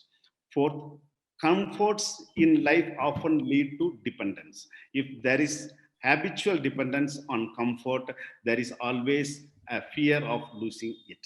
Finally, most major situations related to wealth and longevity are also part of destiny. They come because of our post karmas. Wisdom lies in accepting them as such with equanimity. Thank you very much for giving this opportunity. I hope I given all the situations and the awareness which we are currently reeling, and the experts say that avoid watching television. Yes, these things may not be given in detail in the televisions. So the only human can avoid the coronavirus, nothing else, by maintaining the COVID norms, COVID pandemic norms, or by adapting the rules of COVID pandemic norms. Thank you very much. Thank you, Professor Hari Kumarji. You have added such good dimensions to the entire area of mental health, and towards the end you brought in the spirituality. And just to inform you that one of our icons of spirituality will soon be coming on for the next session next week, next Friday, which Santosh Kumarji will take on from here and then announce it. I think apart from all these that we are talking about pathis, we also have positivity in spirituality in our cultures. So we will also depend on that. Santoshji, it's over to you. We are a little run over time, but I'm sure there are questions that all speakers are looking forward to addressing. Thank you. Yes, thank you, Dr. Hira. Really very interesting. It was very interesting. सारे जो हमारे चारों speakers ने जो बात रखी है, आज का जो टॉपिक था mental health and coping with the कोविड-19, बहुत ही इंफॉर्मेटिव इंफॉर्मेशन आई है। और मैं चैट बॉक्स देख रहा था क्वेश्चंस शॉर्टलिस्ट करने के लिए, तो मैंने देखा हमारे साथ Bihar, UP, Jharkhand, even south से रेणुका जी एक हमारी मेंबर भी हैं और टर्मोलॉजिस्ट हैं, वो भी जुड़ी रही हैं। ऐसे number of participants from different state से पार्टिसिपेट कर रहे हैं और बहुत ही अच्छे क्वेश्चंस उन्होंने पूछे हैं। समय को ध्यान में रखते हुए मैंने कुछ हर एक स्पीकर से 2 या 3 क्वेश्चंस मैंने निकाले हैं और काफी क्वेश्चंस को मैंने क्लब करने की कोशिश की है, सो दैट ज्यादा से ज्यादा लोगों के क्वेश्चंस को मैं यहाँ पर ले पाऊँ आप सबके साथ। बट सिर्फ टाइम हमारे पास थोड़ा जल्दी से भाग रहा है, इसलिए मैं बहुत ज्यादा टाइम ना वेस्ट करते हुए सिर्फ मैं सीधे क्वेश्चन पे आऊंगा और मैं 1 बाय 1 जो हमारे पैनलिस्ट हैं उनसे मैं क्वेश्चन पूछूंगा। तो हम सबसे पहला क्वेश्चन डॉक्टर नरेन फिंगर से जो हमारे प्रतिभागी हैं मिस्टर अतुल त्रिपाठी फ्रॉम दिल्ली, इन्होंने पूछा है, how do I offer emotional support to friends, family members, or co-workers who have been quarantined। So बहुत अच्छा सवाल है और उन्होंने कहा है कि कैसे हम इमोशनल सपोर्ट्स अपने फैमिली, फ्रेंड्स और जो हमारे रिलेटिव्स हैं या फ्रेंड्स हैं उनको कैसे दे सकते हैं जब वो क्वारंटाइन है या इस पर्टिकुलर कोविड इन्फेक्शन से इन्फेक्टेड हैं। Doctor Kinger sir, you are in mute. Sir, you are in mute, please unmute yourself. या सॉरी, सबसे पहले मैं यहाँ कहना चाहूँगा कि जब भी कोई इंसान मुसीबत में है तो उसकी एक ही अपेक्षा होती है कि मेरे दोस्त, मेरे मित्र या मेरे सहभागी या जिनके ऊपर मैं डिपेंड करता हूँ मुझे कुछ सपोर्ट ऑफर करें। तो सपोर्ट बहुत सिंपल हो सकता है, आप एक रोज उनको दिन में 1 बार फोन कर लें, 1-2 बार उनको मैसेज कर लें, या अगर उनकी कुछ ज़रूरतें हैं उन तक पहुँचा लें, या उनकी कम्युनिटी सपोर्ट जहाँ वो रहते हैं उसमें सहभागी करते हुए दूसरे लोगों को इन्वॉल्व करें। So this whole question of support is, it can be emotional support is that I can lean on you, मैं आपके ऊपर डिपेंड कर सकता हूँ कि मुसीबत के वक्त आप मेरे लिए कुछ कर पाएंगे। एक तो ये बात होती है। दूसरा, जब भी हम लोग बात करते हैं कई लोगों से, यहाँ बॉम्बे में जैसे ऐसे हुआ कि कॉल लोगों ने मिलके ग्रुप्स बना लिए थे, जहाँ जिसको जो जरूरत थी, जो उनके नेबरहुड में जिसको जो जरूरत थी वो लोगों ने पहुंचाना शुरू किया। हॉस्पिटल बेड्स का अरेंजमेंट, यार कहीं ऑक्सीजन पहुंचाना, कहीं दवाइयाँ, कहीं डोनेशन रेस करना, कहीं खाना पहुंचाना। So this was other kind of support. But I think emotional support is where you make the other person wants to be just heard. मतलब जब वो रो रहे हैं या जब वो अपनी चिंता व्यक्त कर रहे हैं तो basically people want to be heard. आप अगर शांति से उनकी बात सुनेंगे, उन्हें वक्त देंगे, टाइम देना सबसे बड़ा इम्पोर्टेंट इमोशनल सपोर्ट है। और उनको बीच में टोके ना या उनको ये ना कहें कि भाई ये तो सबके साथ हो रहा है, आपका दुर्भाग्य नहीं है, ऐसा नहीं है कि सिर्फ आप ही के साथ हो रहा है। तो एक्चुअली एक संतावना देना या ये कहना कि I am there with you, that is very very important. Thank you doctor Naren. मैं और भी मेरे पास 2 क्वेश्चन हैं जो आपसे हमारे पार्टिसिपेंट्स ने पूछे हैं। मेरा सिर्फ एक रिक्वेस्ट है डॉक्टर नरेन की प्लीज हम अगर टू द पॉइंट आंसर करेंगे तो हम ज्यादा से ज्यादा क्वेश्चंस ले पाएंगे।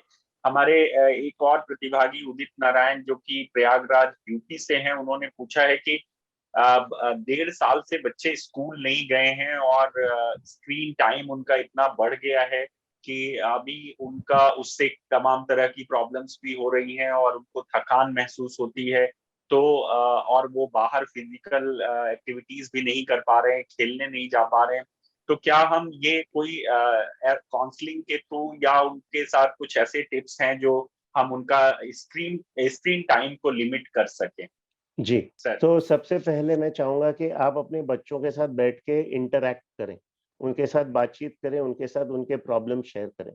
दूसरा ये हो सकता है कि उनकी पढ़ाई लिखाई में उनको सपोर्ट करें। तीसरा ये है कि उनको आप बोर्ड गेम्स, घर पे आप कैरम ले आएं, लूडो ले आएं, चेस ले आएं, या ऐसी गेम्स, कई बार जो गेम्स आप उनके साथ खेल सकते हैं वो कर सकते हैं। और चौथा, बच्चों को घर के काम में इन्वॉल्व करें। अगर सब्जी काटना है, घर की साफ सफाई करनी है, या आपको कुछ हेल्प करना है आपके ऑफिस के वक्त में, बेसिकली उनको इस तरह से मोटिवेट करें कि वो अपना वक्त दूसरी चीजों में लगाएं। देखिए, बच्चों के पास वक्त है और कोई भी इंसान खाली बैठना पसंद नहीं करता है। तो अगर बच्चे एंगेज रहेंगे तो उनका स्क्रीन से टाइम दूर हो जाएगा। तो ये मेरी एक सजेशन है।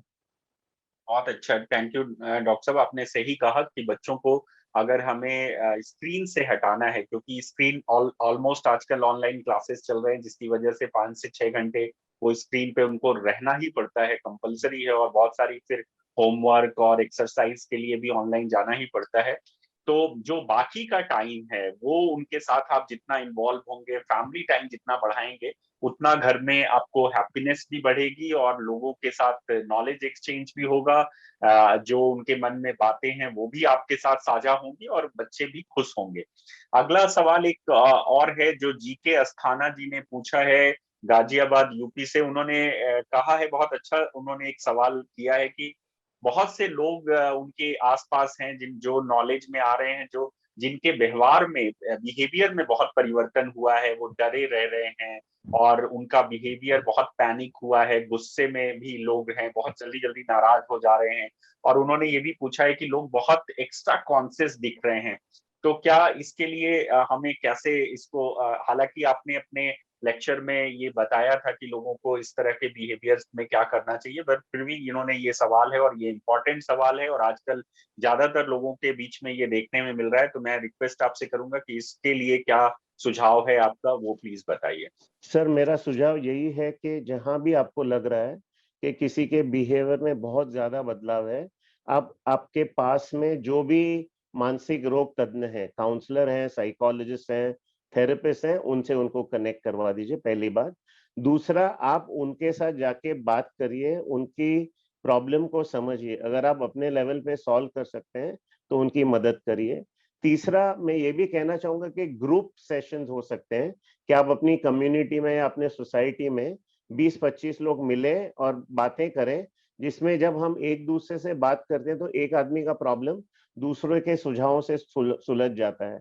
लेकिन जहां आपको लग रहा है कि कोई सुसाइडल हो रहा है, कोई डिप्रेस हो रहा है, कोई रात भर नहीं सो रहा है, या चिड़चिड़ा हो रहा है, घर पे मारामारी कर रहा है, ज्यादा शराब पी रहा है, या उनके बिहेवियर में इतना बदलाव आ गया कि जो आप सोच भी नहीं सकते थे, तो बिल्कुल उन्हें आप काउंसलर्स के पास बिना हिचक के, क्योंकि हमारे यहाँ लोग हिचकते हैं कि काउंसलर्स के पास जाएं या साइकोलॉजिस्ट के पास जाएं। अगर ये आप जाएंगे तो बहुत जल्दी आपके प्रॉब्लम का निदान हो जाएगा, सोल्यूशन आ जाएगा। तो मेंटल हेल्थ सर्विसेज को आप एक्सेस करिए, फोन पे करिए, वीडियो कॉल पे करिए, पर्सनली करिए, जैसे आपको करना है करिए। Thank you doctor Narendra. मेरा अगला सवाल डॉक्टर शिवांगी पवार से है, और डॉक्टर शिवांगी, आपसे एक हमारे झारखंड से एक प्रतिभागी हैं गणेश रेड्डी, उन्होंने बहुत इंटरेस्टिंग और बहुत इंपॉर्टेंट सवाल पूछा है कि how can I know I am living with N anxiety disorder, like मैं कैसे जानूं कि मुझे एंजाइटी डिसऑर्डर है और या मैं मुझे मेंटल इलनेस है, सो इसको आइडेंटिफाई कैसे किया जाए। डॉक्टर शिवांगी पवार। डॉक्टर पवार, आप Can you hear me? Yes yes please. So anxiety जो है उसके जो सिम्टम्स है मैं आपको बताती हूँ। अगर आपको बहुत नर्वसनेस लग रहा है, फिजिडिटी है, फिजिकल सिम्टम्स में आपको स्वेटिंग हो रही है पाम्स पे, या काफी पैल्पिटेशन है, हार्ट बीट तेज होना, नींद नहीं आ रही है, रेस्टलेसनेस है कॉन्स्टेंटली, मेंटल पीस नहीं है, आप बहुत ज्यादा फिजिडिटी हो रहे हो हर एक सिचुएशन को लेके, तो आप सोच सकते हो कि आप एंग्शियस हो। आपके घर वाले भी नोटिस करेंगे अगर आपकी आप अगर एंग्शियस हो गया तो they will be the first one to tell you that कि आप ओवर रिएक्ट कर रहे हो, आपको एंजाइटी है। तो ज्यादा चिंता में अगर आप रह रहे हो यूजुअल से, तो आपको एंजाइटी है and you need to take treatment for that और consult a professional for that. Nice, thank you doctor Shivangi. एक और क्वेश्चन है, हमारी एक प्रतिभागी है रश्मि श्री प्रधान उड़ीसा से हैं। उन्होंने एक क्वेश्चन किया है कि देयर एनी स्पेशल प्रोविजन और precautions for mental disable people during Covid and post Covid. See, patients who already have some kind of mental conditions, they are having some immunity issues कि उनकी immunity पहले से ही थोड़ी low होती है, तो they are more prone towards getting COVID or even any other infection for that matter. So they have to be extra careful, extra precautions. Like I said कि आपको अच्छा खाना खाना है, nutrition आपका अच्छा होना चाहिए, नींद आपकी अच्छी होनी चाहिए, एक्सरसाइज आपको करना है, मेडिटेशन करना है, बाकी और भी चीजें जो आपको अच्छा फील कराती है, जो आपको पॉजिटिव रखने में हेल्प करती है, आपके फ्रेंड्स के साथ इंटरेक्शन, रिलेटिव्स के साथ, म्यूजिक थेरेपी, आर्ट थेरेपी, जो हॉबी अगर आपकी कोई है तो उससे आपको काफी मदद मिलती है टू स्टे पॉजिटिव। तो अगर इन सब चीजों का सहारा लेके आप अपने मेंटल स्टेट को प्रॉपर रख सकते हैं, आपके जो अगर किसी को पहले से कोई मेंटल इशू है तो उनके जो साइकेट्रिस्ट या उनके जो डॉक्टर है उनसे आप कंसल्ट करके जो आपके मेडिकेशंस चल रहे हैं उनको कंटिन्यू कर सकते हैं। एंड पोस्ट कोविड भी सिमिलर चीजों से आप अपने आप को एग्रेवेशन से दूर रख सकते हैं, क्योंकि ऑलरेडी जिनको मेंटल इश्यूज है और उनको कोविड हो गया तो there mental issues are bound to be aggravated. So आपको ज्यादा केयरफुल रहना है एंड सारे प्रिकॉशंस आपको लेने हैं। तो डॉक्टर पवार, एक और हमारे मध्य प्रदेश से प्रतिभागी हैं दीपक रजक। उन्होंने एक टेक्निकल क्वेश्चन पूछा है। उन्होंने कहा कि WHO estimates that almost 10% population of the world has mental illness, with COVID affecting people in multiple ways. What do you think has happened? I didn't get. Can you again just repeat the question? 10% people have mental illness. Mental illness with COVID affected people in multiple ways. What do you think has happened? So the COVID आपका इस पे opinion जानना चाहते हैं। हाँ, तो mental health से काफी लोग पहले से ही जूझ रहे थे, and Covid has impacted every aspect of your life, like be it financial, be it personal, be it health. Every aspect is hampered because of COVID, and it is a very unusual situation. So it is very common कि आप सब normally भी लोगों को mental stress, anxiety काफी बढ़ गई है, and people who are already stressed and anxious and suffering from any mental trauma or any kind of psychotic disorders, their symptoms have aggravated. So these are some hard times for us. So आपको community में एक दूसरे को support करना है, and you have to accept कि mental illness is okay. It's just like any other physical illness. अगर जितना acceptance आपका बढ़ेगा towards mental illness and mental patients को जितना एक्सेप्ट करेंगे, क्योंकि हर एक को कोई ना कोई इशू होता है related to mind, nobody can escape it completely. So जितना एक्सेप्टेंस बढ़ेगा सोसाइटी में उतना ये परसेंटेज जो है ये कम होता जाएगा, जो मेंटल हेल्थ पेशेंट्स है उनके नंबर्स में उतने वो कम हो जाएंगे, क्योंकि एक्सेप्टेंस बढ़ने से प्रिकॉशंस एंड ट्रीटमेंट लेने की जो इच्छा है वो बढ़ेगी, एंड ऑब्वियसली पेशेंट्स कम होंगे। Thank you doctor Shivani, thank you so much. मैं जल्दी से डॉक्टर नितिन अग्रवाल के पास आऊंगा। डॉक्टर नितिन, आपने बहुत ही कम समय जो समय था उसमें आपने बहुत अच्छे से आयुर्वेदा के यूज और ड्यूरिंग द कोविड कितना वो इफेक्टिव रोल प्ले कर सकता है आपने बताया है। आपसे बिहार के एक हमारे प्रतिभागी हैं सुदामा सिंह जी, उन्होंने पूछा है कि आपने काढ़ा के बारे में तो बताया कि ये पीना चाहिए, लेकिन वो उनका कहना है कि हम 1.5 साल से काढ़ा पी रहे हैं और अभी भी जो हम मतलब दिन में हमें मालूम नहीं है कि कितने बार पीना चाहिए और कब तक पीना चाहिए। मतलब लाइक ये हम क्या डेली एक काढ़ा पी सकते हैं या इसे अगर मैं लास्ट 1.5 साल से पी रहा हूं तो अभी नहीं पीना चाहिए? डॉक्टर नितिन। निश्चित रूप से काढ़ा एक थोड़ा सा ओवरस्टेटेड हो गया। काढ़ा मैंने कहा कॉम्बिनेशन ऑफ हर्ब्स है। काढ़ा कोई एक पर्टिकुलर एक सिंपल रेसिपी नहीं है। देयर आर मल्टीपल रेसिपीज काढ़े के अंदर आई हैं। एक रेसिपी आयुष ने बताई है, लेकिन किसी भी इम्यून सिस्टम को एम्बोल्डन करने के लिए काढ़ा एक मेजर रोल प्ले करेगा, लेकिन सिर्फ काढ़े से ही हम अपनी हेल्थ को और इम्यून सिस्टम को मैनेज कर लेंगे ये जरूरी नहीं होता। तो आपका जो ये प्रश्न है उसमें ये यही छुपा हुआ है कि अगर आपने 1.5 साल तक पिया है और आप बाकी चीजों को अगर अच्छे से मैनेज कर रहे हैं तो आप उसको पॉज दे सकते हैं, क्योंकि फिर आपने ठीक समय उसको ले लिया, अच्छा वक्त आपने काढ़ा पी लिया है तो आप। लेकिन अगर आपकी बाकी चीजें अगर ठीक मैनेज नहीं हो रही हैं तो निश्चित रूप से उसका कंटिन्यूएशन बनाने में कोई हर्ज नहीं है।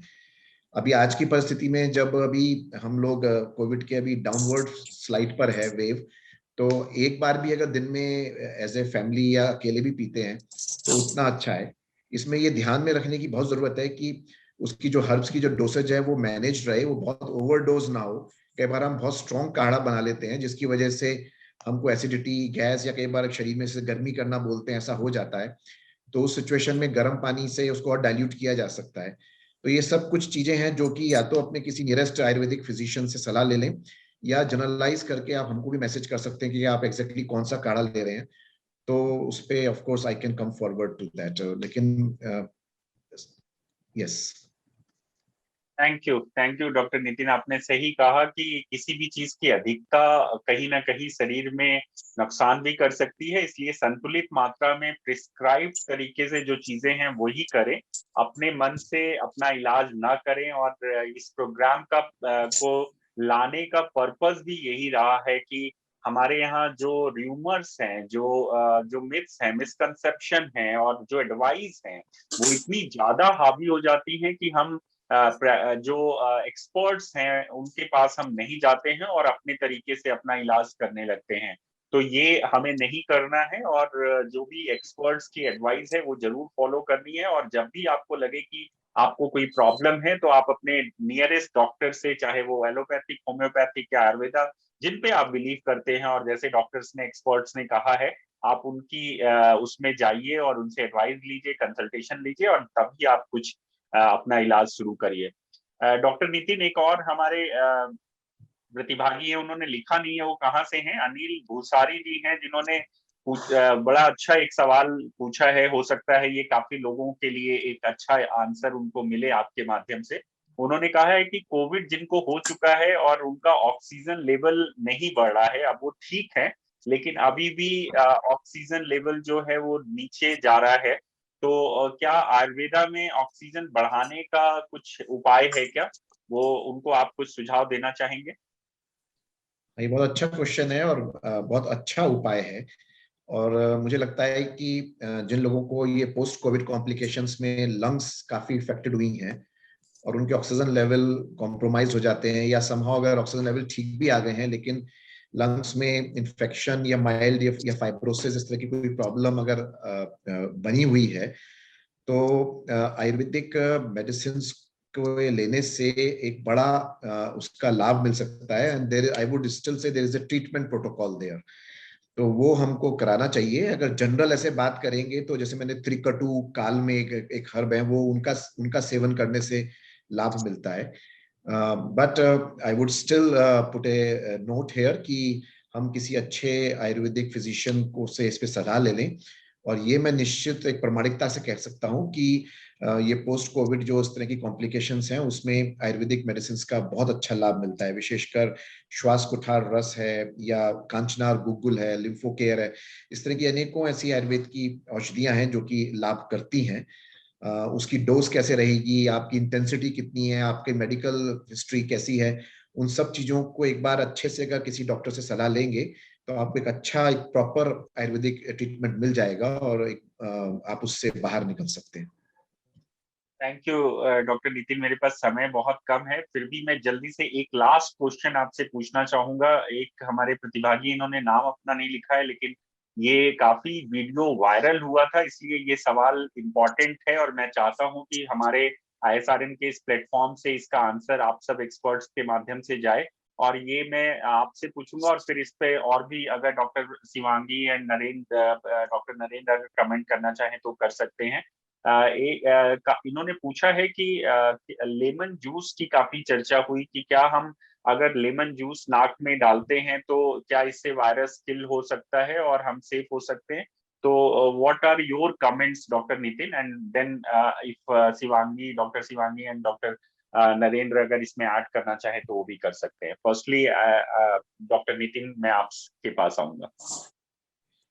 हाँ, ये बीच में बहुत इस तरह का एक प्रश्न आया था, मेरे पास भी बहुत लोगों ने ये मैसेज फॉरवर्ड किया था और ओपिनियन मांगी थी। आयुर्वेद में नस्यम एक प्रोसेस है, बट उसमें लेमन जूस का उपयोग ऐसा होता है, ऐसा कहीं कोई ऐसा वर्णन नहीं है।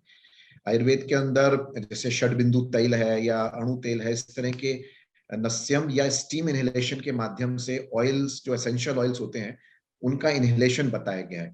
और उसका कारण यही होता है कि अगर ये जो नस्यम के जो ऑयल्स हैं, ये एक प्रोटेक्टिव कवरिंग बनाते हैं हमारे नेजल म्यूकोजा पे और साइनस रीजन में, जिससे कि वायरस के केसेस में उसका वहां पर जो प्रोलिफरेशन होता है उसको हम मिनिमाइज कर सकते हैं। प्लस किसी भी तरह की ये जो नेजल एलर्जीज हैं या जिसकी वजह से ये जो बाहर से एक इन्फेक्शन की प्रोबेबिलिटी रहती है, उसको भी हम मिनिमाइज कर सकते हैं, खत्म नहीं कर सकते, मिनिमाइज कर सकते हैं। तो इसलिए उसको ये एक नस्य जो है, या जो इसको कई बार एक छोटा सा ऑयल नाक में लगा के और दोनों नाकों नोस्ट्रल्स में ऐसे स्निफ कर लेते हैं ऑयल को, that is but not lemon juice. ये प्रोसेस कहाँ से आया, किसी पर्टिकुलर व्यक्ति का कोई अनुभूत योग रहा होगा तो वही इस पे चर्चा कर पाएंगे, बट मुझे लगता है कि इसका मिसयूज ना हो जाए, इसलिए उसको थोड़ा डिस्करेज करना चाहिए, ऐसी मेरी राय है। Thank you doctor Nitin. Doctor Narendra, आप इस पे कुछ कहना चाहेंगे, कोई कमेंट करना चाहेंगे? मेरा कमेंट सिर्फ यही रहेगा कि जब लोग डर जाते हैं तो विचित्र प्रकार की चीजों में वो विश्वास डालते हैं, तो कहीं ना कहीं ये आपके माइंड का फियर है, ये आपकी एंजाइटी है, जो आपने नींबू को इतना पावरफुल बना दिया कि वो आपसे ज्यादा पावरफुल है। और दूसरी बात यहाँ पे मैं ये कहना चाहूंगा, आपने नाक पे मास्क लगाया हुआ है, तो आपको नींबू की क्या जरूरत है? True, very true. Doctor Shivangi,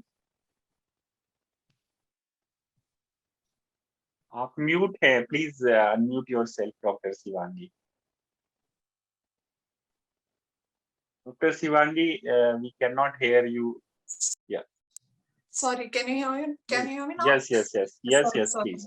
So yeah, I was saying कि जरूरी नहीं है कि WhatsApp and Facebook पे जो, जैसे मैंने कहा, हर चीज जो आती है आप उसको ट्राई करें और एक्सपेरिमेंट करके देखें।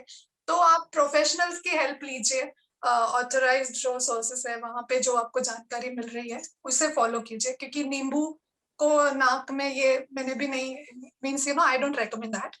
You can consume it for increasing vitamin C levels in your body, which will help in enhancing immunity.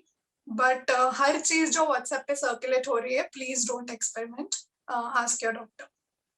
Thank you doctor Shivangi. मैं डॉक्टर दीक्षा के पास जाऊं, उन्होंने बहुत ही यूजफुल पोस्टर्स बनाए हैं आज के टॉपिक से रिलेटेड, बट उससे पहले लास्ट जस्ट कमेंट, एक 30 सेकेंड कमेंट मैं तीनों अपने स्पीकर से, एक क्वेश्चन है, बहुत इंपॉर्टेंट है, मुझे लगता है कि इसको हमें लेते हुए इस क्वेश्चन आंसर सेशन को समाप्त करना चाहिए।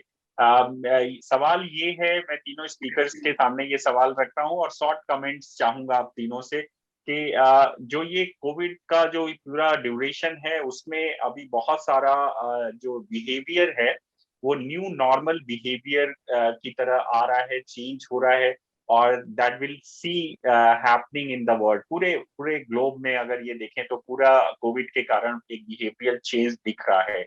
तो क्या ये जो नया बिहेवियर है ये आने वाले समय में किस तरीके का होगा? क्या ये पूरे हमारे सोसाइटी का एक नया ओरिएंटेशन है इस पूरे कोविड के दौरान, या इससे हम वापस अपने पुराने रूटीन में वापस आएंगे और ये फिर सिर्फ टाइम बीइंग है? तो मैं सबसे पहले डॉक्टर नरेंद्र से पूछूंगा and then doctor Nitin Agarwal और Shivani ji. Short comment please, क्योंकि टाइम हम ऑलरेडी 20 मिनट लेट हैं। यस। सबसे पहले इंसान जो है वो काफी अडेप्टेबल है। हमें मास्क लगाने में देर लगी थी, मास्क उतारने में भी देर लगेगी, तो मेरा मानना है कि बहुत जल्दी लोगों का बिहेवियर चेंज नहीं होगा। दूसरा मेरा ये मानना है कि अब तक हम लोग शारीरिक चिंताओं से जूझ रहे थे, अब आगे चल के मानसिक प्रॉब्लम्स का दौर आएगा। अगले 2-3 साल मेंटल हेल्थ के लिए बहुत इंपॉर्टेंट है। तो कई बार ये जो है वो अभी अगले 2-3 साल में हमें दिखेगा कि लोगों की मानसिक प्रॉब्लम्स बढ़ती जाएंगी, ये मेरा मानना है। तो there will be a new normal. Thank you doctor Narendra. Doctor Nitin, क्या कहना चाहेंगे आप इस पे?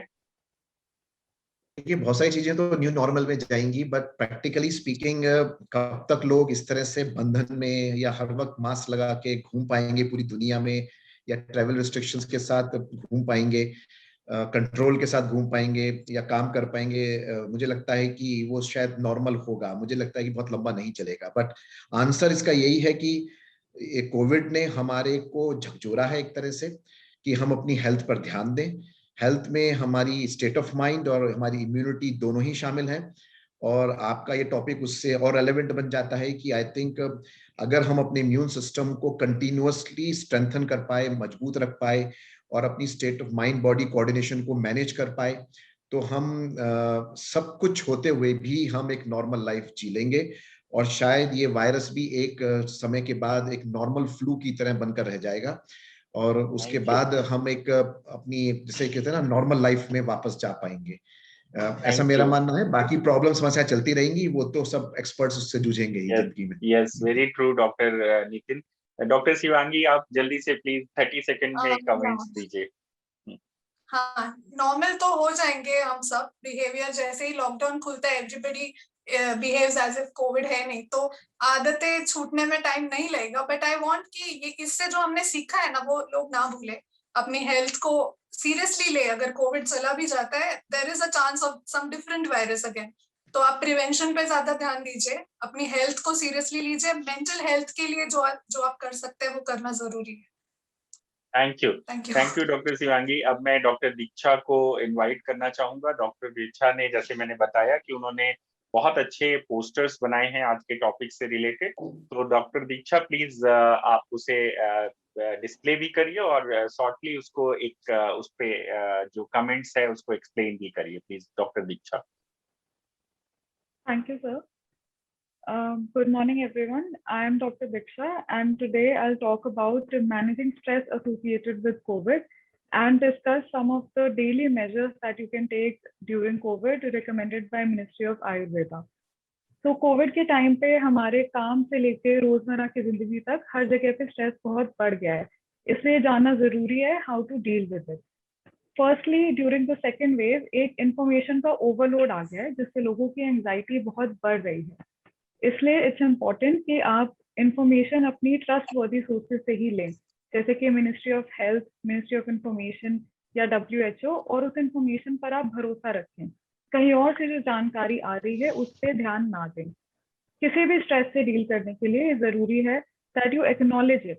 सो एक्नॉलेज योर फीलिंग और अपनी फीलिंग्स को अपने लव्ड वंस के साथ शेयर करें। इसके अलावा during Covid it is very important कि आप एक डेली रूटीन मेंटेन करके रखें जिसमें आप बैलेंस डाइट लें, अच्छे से रेस्ट करें और उसमें फिजिकल एक्टिविटी को भी इनकॉर्पोरेट करें। आप रिलैक्सेशन टेक्निक्स भी फॉलो कर सकते हैं, जैसे ब्रीदिंग एक्सरसाइजेज, योगा, मेडिटेशन इत्यादि। इफ यू आर आइसोलेटिंग अपनी फैमिली से दूर या you are working from home, तो फ्रेंड्स और फैमिली के साथ कनेक्टेड रहना भी बहुत ज़रूरी है थ्रू वीडियो कॉल्स या फ़ोन कॉल्स, और उनके लिए समय बनाना बहुत ज़रूरी है। इसके अलावा आप हॉबीज़ या वॉलंटियरिंग या स्किल बिल्डिंग में भी टाइम दे सकते हैं so that you stay productive and active. There are some groups जो कि ज़्यादा प्रोन है to stress during COVID time, जैसे बच्चे या बड़े बूढ़े। बच्चे आपके ऊपर डिपेंडेंट हैं फॉर इंफॉर्मेशन एंड रीअश्योरेंस, तो इसलिए ज़रूरी है कि आप अपने बच्चों को पिक्चर्स के थ्रू या ड्राइंग्स के थ्रू कोविड के बारे में इन्फॉर्म करें और उन्हें रीअश्योर करें that things will get back to normal.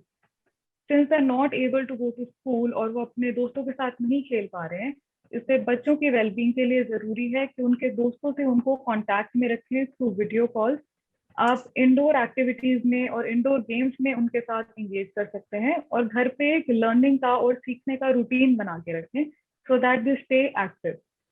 बड़े बूढ़ों में मेन कंसर्न है लोनलीनेस का, इसलिए इट्स इम्पोर्टेंट कि आप उनसे कनेक्ट करके रखें, उनको अपनी डेली एक्टिविटीज़ में इन्वॉल्व करके रखें।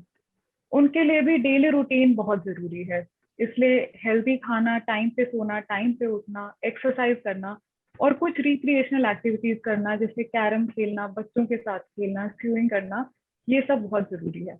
कोविड में हमारी खुशहाली के लिए आज मेंटल हेल्थ बहुत इंपॉर्टेंट हो गई है, इसलिए इट्स इम्पॉर्टेंट कि आप जो लोग आपके लिए ज़रूरी हैं उनके लिए टाइम बनाएं, उनके लिए मौजूद रहें और खुद भी उनसे जुड़े रहें।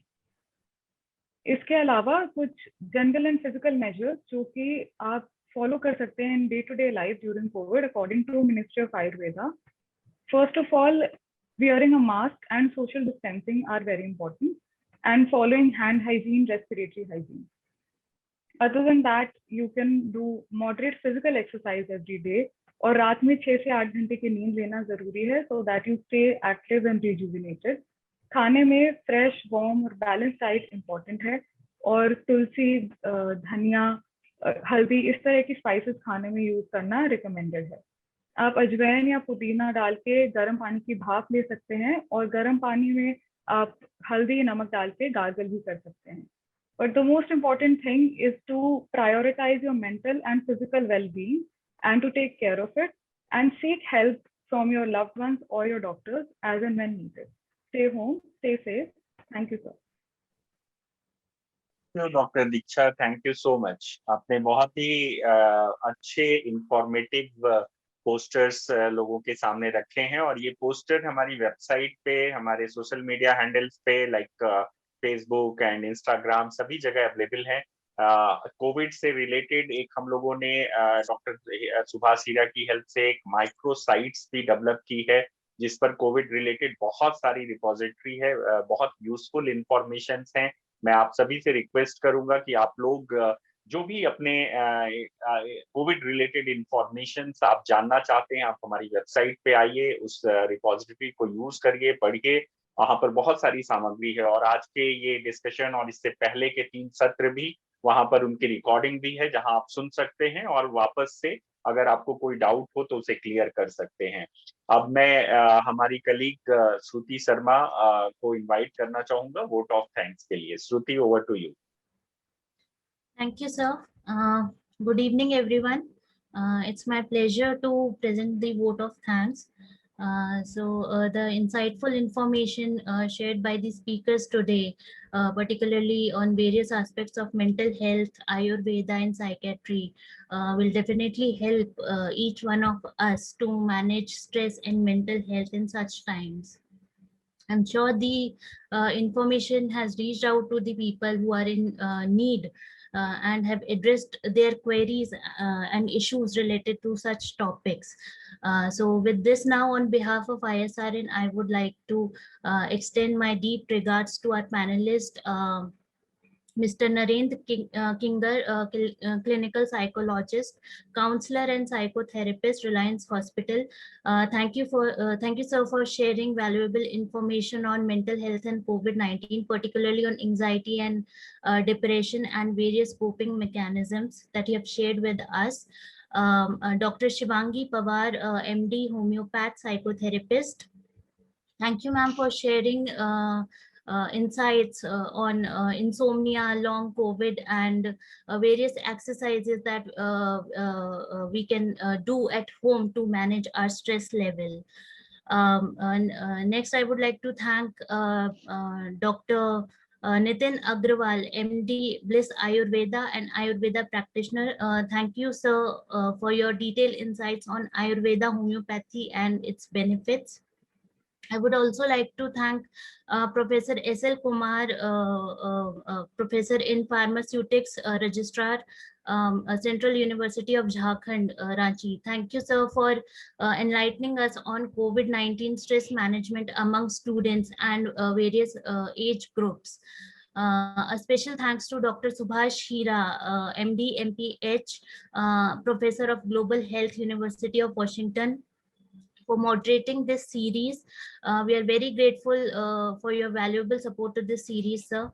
I would also like to thank our program partner, SDG Tropal, Nagrik Foundation, Sadbhavna Gramin Vikas Sansthan, Jan Lok Kalyan Parishad, Sarguja Gyanodaya Association, Nalini Foundation, our academic partner, Central University of Jharkhand, and our outreach and media partner, Dainik Bhaskar, for their support to this session. I would also like to thank Dr. Diksha Yadav, who is associated with us as a volunteer, for her valuable contribution to this series. Lastly, I would like to thank our CEO, Mr. Santosh Gupta, and our entire team, Mr. Samudra Naskar, Ms. Rupal, Mr. Aman, Ms. Udita, and others for their hard work and efforts. And most importantly, our participants, whom we like to thank heartily, without whom this session would not have been a success. मुझे आशा है कि आज का ये जो series है आप सभी को पसंद आया होगा और आज हमारे साथ जो 300 से ज्यादा जो पार्टिसिपेंट्स जुड़े यूट्यूब और फेसबुक के द्वारा उनको महत्वपूर्ण जानकारी मेंटल हेल्थ पे मिली होगी और उनके क्वेश्चंस के जो जवाब थे उनको हम एड्रेस कर पाए होंगे इस सेशन के थ्रू। मुझे उम्मीद है कि हमारे आने वाले सेशन जो कि 2 जुलाई फ्राइडे शाम 4 बजे है उसमें आप इसी उत्साह के साथ हमारे साथ दोबारा जुड़ेंगे। With this, I thank all of you for being with us. Thank you. Thank you Shruti, बहुत अच्छे आपने कहा कि 2 जुलाई को जो हमारा इस पूरी ई सीरीज का जो क्लोजिंग सेशन है उसमें हमारे साथ 2 बहुत ही well known face and eminent personalities हमारे साथ आ रही हैं। मैं बताना चाहूंगा, मुझे बहुत हर्ष हो रहा है आपके साथ शेयर करते हुए कि हमारे साथ उस दिन डॉक्टर विनय सहस्रबुद्धे हमारे साथ होंगे, जो कि मेंबर ऑफ पार्लियामेंट हैं राज्यसभा से और currently he is a president of ICCR। सो वो हमारे बीच में होंगे और उस दिन का टॉपिक बहुत इंटरेस्टिंग है, COVID-19 एंड इंडिया एफर्ट्स, जिसमें हम पूरे इस 1.5 साल में सरकार के सुशासन गवर्नेंस के पॉइंट ऑफ व्यू से क्या क्या बात काम हुए हैं और कैसे उसको लेके आगे गए हैं, क्या प्रिपरेशन है, थर्ड वेव से रिलेटेड क्या प्रिपरेशन है, वो भी बात करेंगे। और हमारे साथ उस दिन दीदी माँ जो साध्वी रितंबरा जी हैं वो भी होंगी, जो स्पिरिचुअल गुरु हैं और वो फाउंडर हैं प्रेम शक्ति पीठ की, आप सब उनको जानते हैं। उनका एक वात्सल्य ग्राम है जहां पर वो काफी बच्चों को जो जिनके कोई नहीं है, जैसे अभी भी कोविड में बहुत सारे पेरेंट्स जो जिनके साथ ये कोविड के कारण जिनकी डेथ हुई है, जिन फैमिलीज में सिर्फ बच्चे बचे हैं, ऐसे बच्चों को वो वात्सल्य ग्राम में भी रख रही हैं और पहले से भी उनके पास बहुत सारे ऐसे बच्चे हैं जो जिनका लालन पालन पोषण लाइवलीहुड वो देख रही हैं। तो ये 2 एमिनेंट स्पीकर हमारे साथ 2 जुलाई को होंगे। मैं आप सबको इनवाइट करूंगा कि आप प्लीज इस प्रोग्राम में आइए, जुड़िए और हम फिर से आपके साथ बातें करेंगे और आपके जो सवाल हैं उनको जवाब देने की कोशिश करेंगे। मैं एक बार फिर से on behalf of ISRN Indian social responsibility network की टीम, पूरी टीम की तरफ से, अपने को पैनलिस्ट डॉक्टर सुभाष हीरा की तरफ से और आज के हमारे eminent panellist doctor Nitin Agarwal, Narendra ji, Diksha, doctor Shivangi, Shruti, सभी को मैं की तरफ से मैं आप सबको धन्यवाद देना चाहूंगा कि आप हमारे साथ प्रोग्राम में जुड़े। और स्पेशली मैं आज के अपने पैनलिस्ट को थैंक्स करना चाहूंगा कि आपने अपना कीमती समय हमें देकर इस प्रोग्राम को, इस प्लेटफॉर्म को और अच्छा किया और हमारे जो व्यूअर्स हैं, जो पार्टिसिपेंट्स हैं, उनको आपने लाभान्वित किया, बेनिफिट हुए, एडवांटेज मिला उनको। इन सब के लिए आपको बहुत बहुत धन्यवाद। Thank you so much.